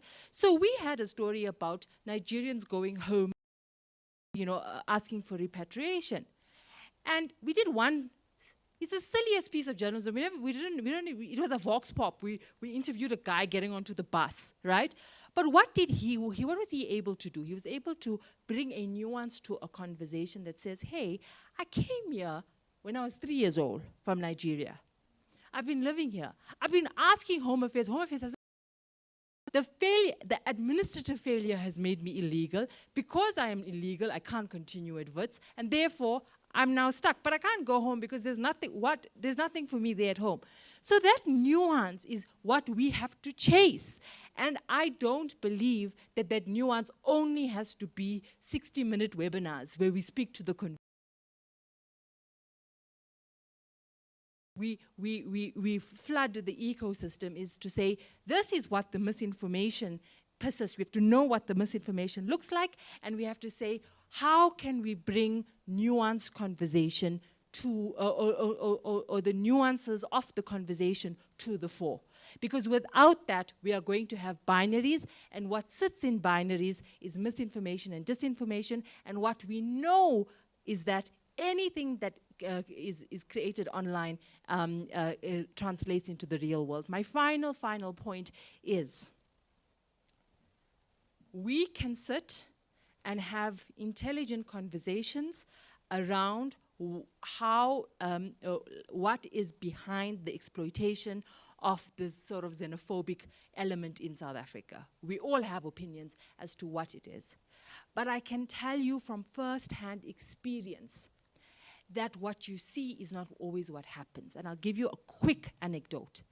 In July 2021, myself and my colleagues at News 24 were investigating the unrest. And it was evident to everybody that yes, it could have been sparked by Jacob Zuma, but the cops just watching, the fact that you had ammunition being stolen, it didn't make any sense. And we probed, and we probed, and we probed, and we were lucky enough that we got a tranche of leaked intelligence memos to say, okay, what is going on? At the time, there was a repeated strand of information that says this orchestrated violence with the truck drivers, etc., had to do with the fact that the cops were, nefarious parts of the cops were in on the stealing of drug consignments. It sounded mad at the time. I was that crazy person peddling a conspiracy theory to say, guys, this thing, we have to look at drug trade. And they were like, this is Zuma, this is people uprising against Zuma's incarceration. We are vindicated not 1 year later, not 2 years later. Madlanga is telling us, 8 July, Ayrton heist that happened, that cocaine smuggling, Port Shepstone, you vindicated so many years later, right? So what I'm saying to you guys, if you have any role that you are playing in the media, do not stop at what you see in front of you. In 5 years, we are going to be vindicated to say that this sort of populist instigation has to do with something completely and utterly different. Thank you very much. Thank you, everyone. That's Kanita Hunter, everyone. She has to leave, sadly, but we'll share her contacts.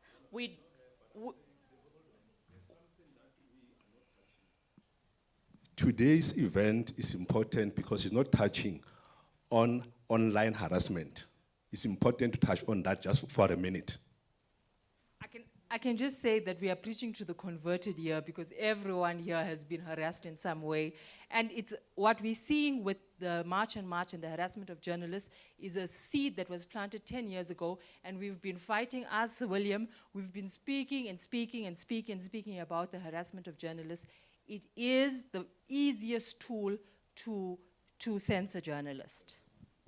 And we have a tool called Media Attack Report System, which William shared about in the morning, but you can please look it up. All right, ladies and gentlemen, I'm going to give the next 5 minutes to Dale McKinley. Dale, as he's coming up, I'll be reading his bio. Dale is an independent writer, researcher, and lecturer. He's currently working as a research and education officer at the International Labour Research and Information Group based in Johannesburg. He holds a PhD in international political economy or African studies and is a long-time political activist. I need to mention that Dale is also an author of several books, and he's written and researched widely on various aspects of South African and international political, social, and economic issues, as well as struggles. Dale McKinley, everyone. Thanks. Yeah, I'm here speaking to you as an activist. I know Sharon is going to come, my co-founder of Kopanang, Africa Against Xenophobia, but I go all the way back to founding the first coalition against xenophobia in 2006, when the first, and even before then, in the movements themselves. So the things I've got to talk about here are coming from that experience in terms of and our engagement with journalists and with the media, and hoping that some of these things might be useful to you as you consider, because many of the things have already been discussed. These are in no order of importance. I'm just got several points I want to make. The first thing is that we are, and I say activists, and our experience is we're getting ambushed constantly by media. Let me give you an example. Live in studio, so this is not in the field. These are in studio live programs that are made. It's Topical program on SABC. We're told, we're invited as Kopanang, we get there are 10 people in the room, 8 of them are xenophobic groups. 2 of us are from Kopanang. We're completely outnumbered. The entire framing, the first 10 minutes is a selected group. I don't know who in the SABC was doing their research, but they were clearly not qualified to do any of that because it was completely and utterly incorrect and wrong. And before we even started the conversation, it was already framed. This is the problem, this is it, therefore everything that you're going to say is against that. And even then, we still managed to get in something, a little clip that was taken from that media engagement went viral and gotten 5.5 million hits so far on social media because we were able at least to counter some of that. I can tell you numerous engagements with migrant organizations that belong to our coalition who are completely, and as soon as they're interviewed, they're put on the defensive, like the people who are then afraid of saying certain things because they're afraid of being exposed live on television or in radio. Journalists who are basically already preconceiving the entire conversation as one which is already decided. These are the crucial things that we're experiencing. Let me say that there are those that are not doing that. I just want to call out particularly a kudos to Oliver Dixon, who is in the SABC, because I don't know how many, this is an indication of how ridiculous this gets. March on March pulls someone out of somewhere, this guy, no one ever heard of him. All of a sudden they start an online petition which gets 10,000 signatures, probably mostly bots and everything, and all of a sudden it becomes a news story. And over a period of 5 days on SABC, SAFM, ENCA, Newsroom Africa, everybody picks up this. There's a massive petition saying to close down the South African Human Rights Commission. Why? Because the South African Human Rights Commission filed a case in the KZN against March on March for intimidation and fear, and was part of what we were doing. When the person came onto the media and Oliver Dixon's show, he started spouting. It wasn't just misinformation and lies, it was absolute nonsense. And Oliver called him out every single time. No, where do you get your facts from? No, that is not correct. This is what our Constitution says. He destroyed him live. Absolutely destroyed him without having to say anything nasty, with simply pointing to the facts.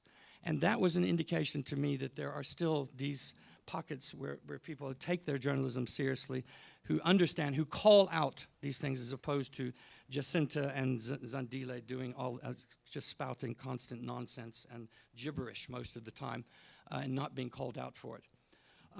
So I'm not going to go through all of those. I want to point out certain things in this particular space that we are now. Every single media outlet should be saying there is no deadline. There is no deadline, folks. This is a creation, a fiction of the imagination of one or two individuals. What's that guy, the Mr. Zulu boy? Yeah, who dresses up and he thinks, you know, that he comes in and starts. It was him that basically put this thing out. And all of a sudden it becomes June. The BBC has a piece yesterday, June the 30th deadline. The BBC. This is now international. All of a sudden everybody starts believing that there's this deadline that's going to thing. They think it's a government thing. If there's any debunking that needs to take place, it needs to take place now for the next 10 days. There is no June 30th deadline. Because if this is, then people are not only fearful, they are running everywhere.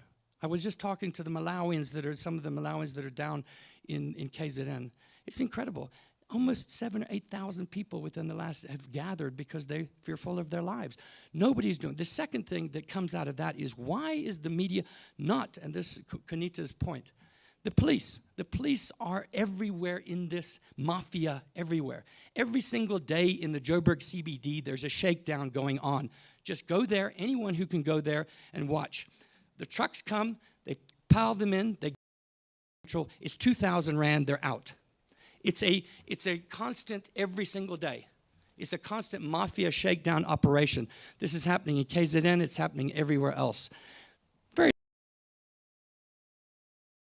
months and months to get some coverage of this, filing cases, working with Siri, all of the rest of it.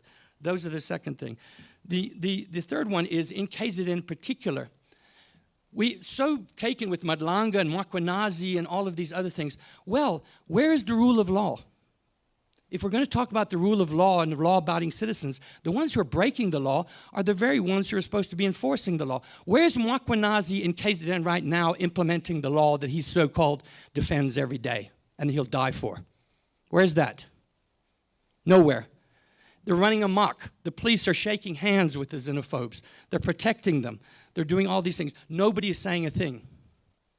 We praise Mwakwenazi for, going against the police and those kinds of things, and making sure that we hold our own institutions accountable. Thirdly and lastly, I just want to say a couple other things.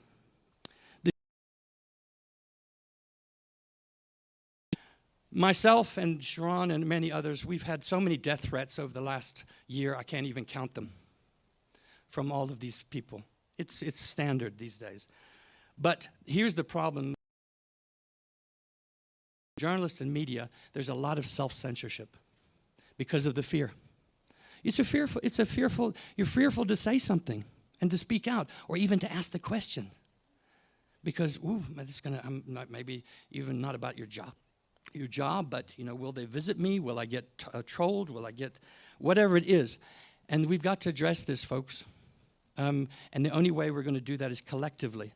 The media is not some island that sits apart, some objective island that's over here, that's a neutral space. That's not possible in our society.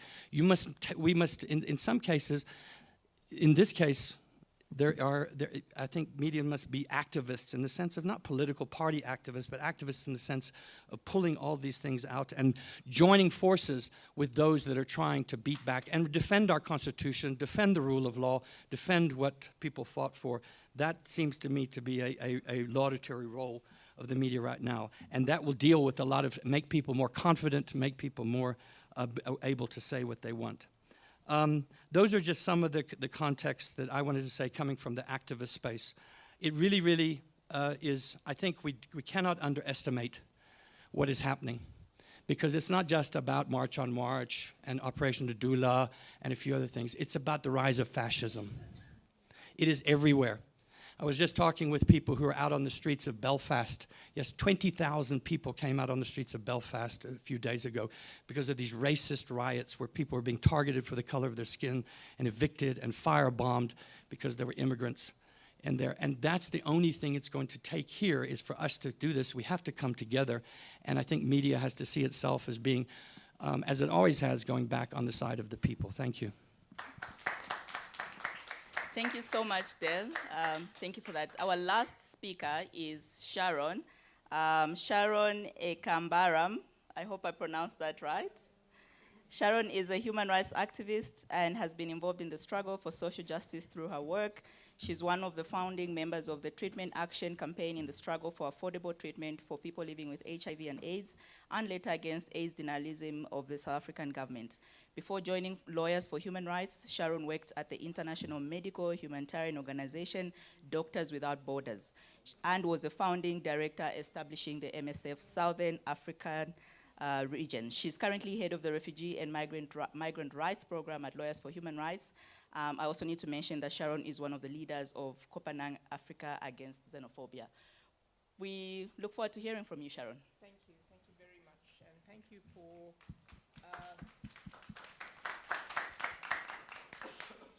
just being in a space where there's no hating, and hearing people speak has been very inspiring. I want to start, sorry, I have a presentation.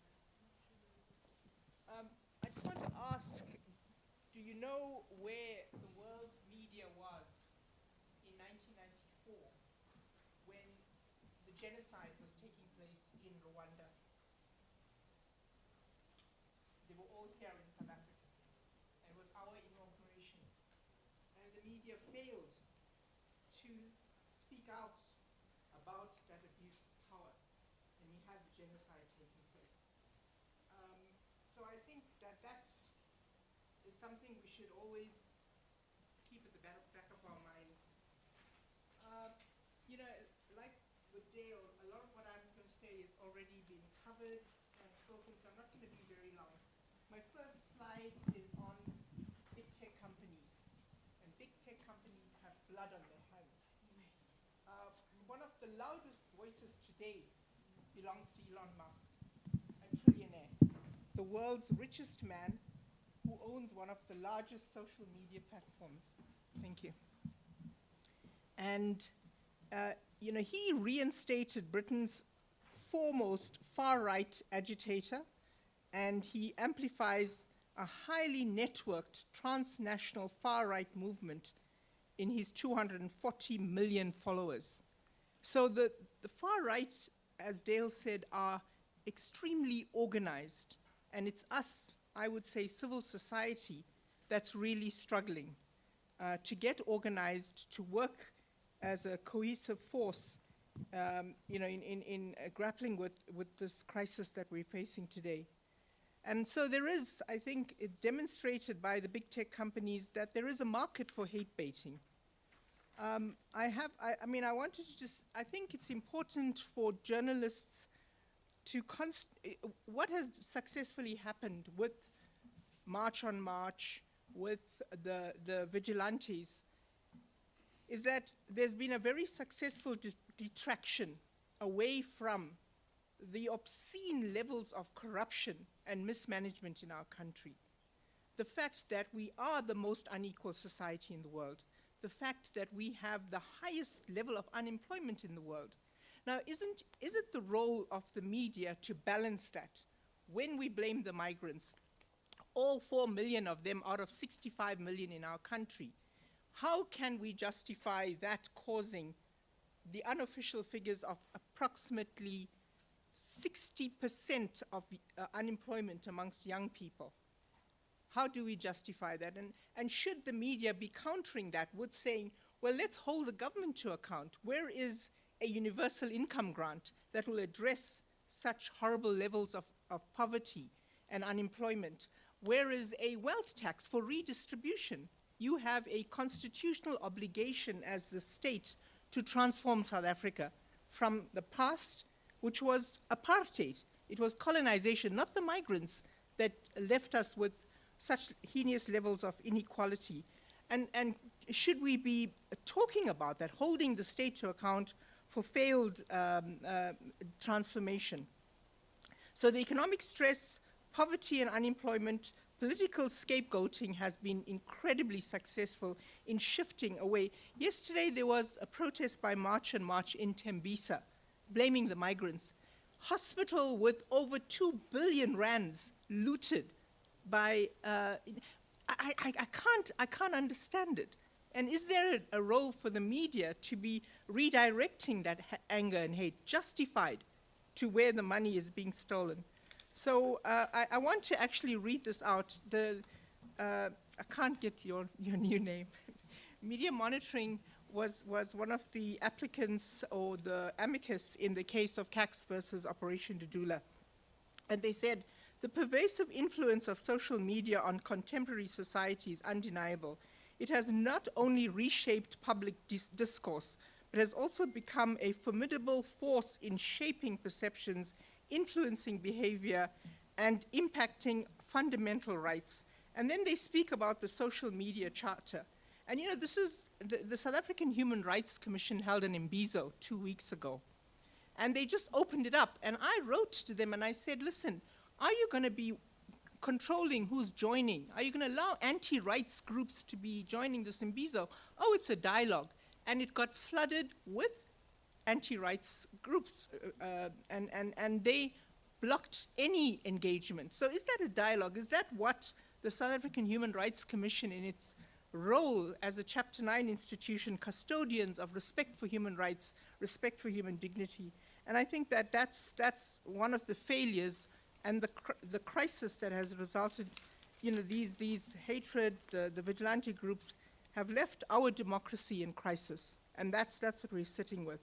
I mean, I wanted to point out a few things of the issues that we struggle with media, and they've already been said: accuracy and fact-checking, this point about migrants being one homogeneous group.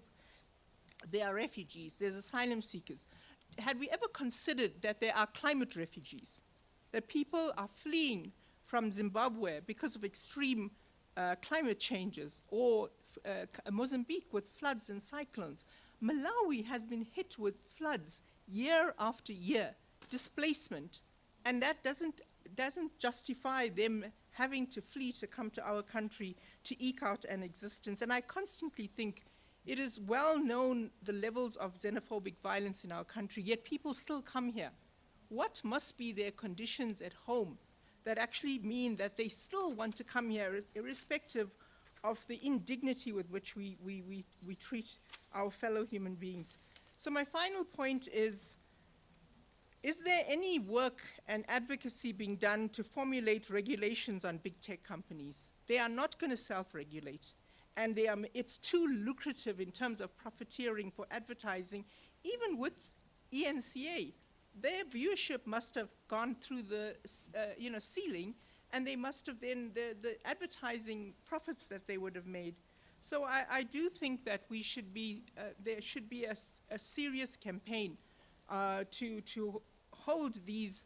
They're not accountable to any country. They're multinational. How do we hold the likes of Amazon, Google, Meta, and X to account? Thank you.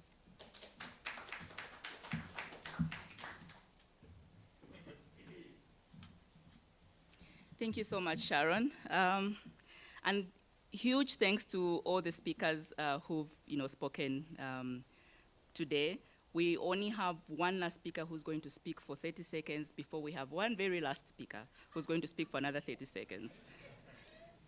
The second last speaker is Molia, who's from the University of Pretoria Center for Human Rights. I just wanted to spend 28 seconds talking about the event that's happening on the 29th of June that's going to be held, that's being held by the Social Media for Peace South Africa Coalition, made up of about 11 members. And this is a public event we're having to commemorate International World Speech Day, which falls today. 30 seconds starts now more, and then we give William to close for us.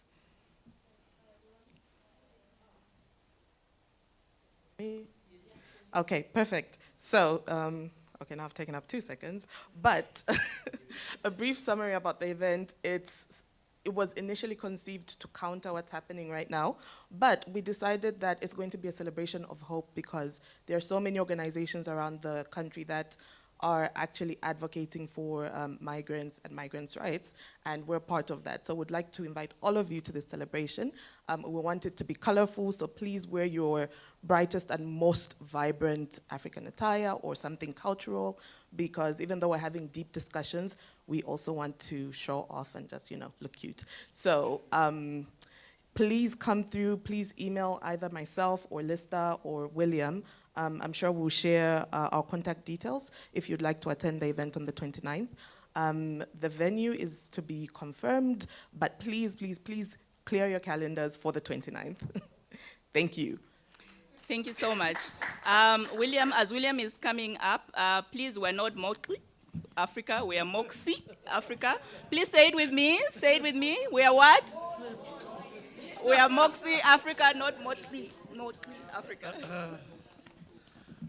Right, standing between you and lunch. Thank you very much for your time, your patience, your excellent input. The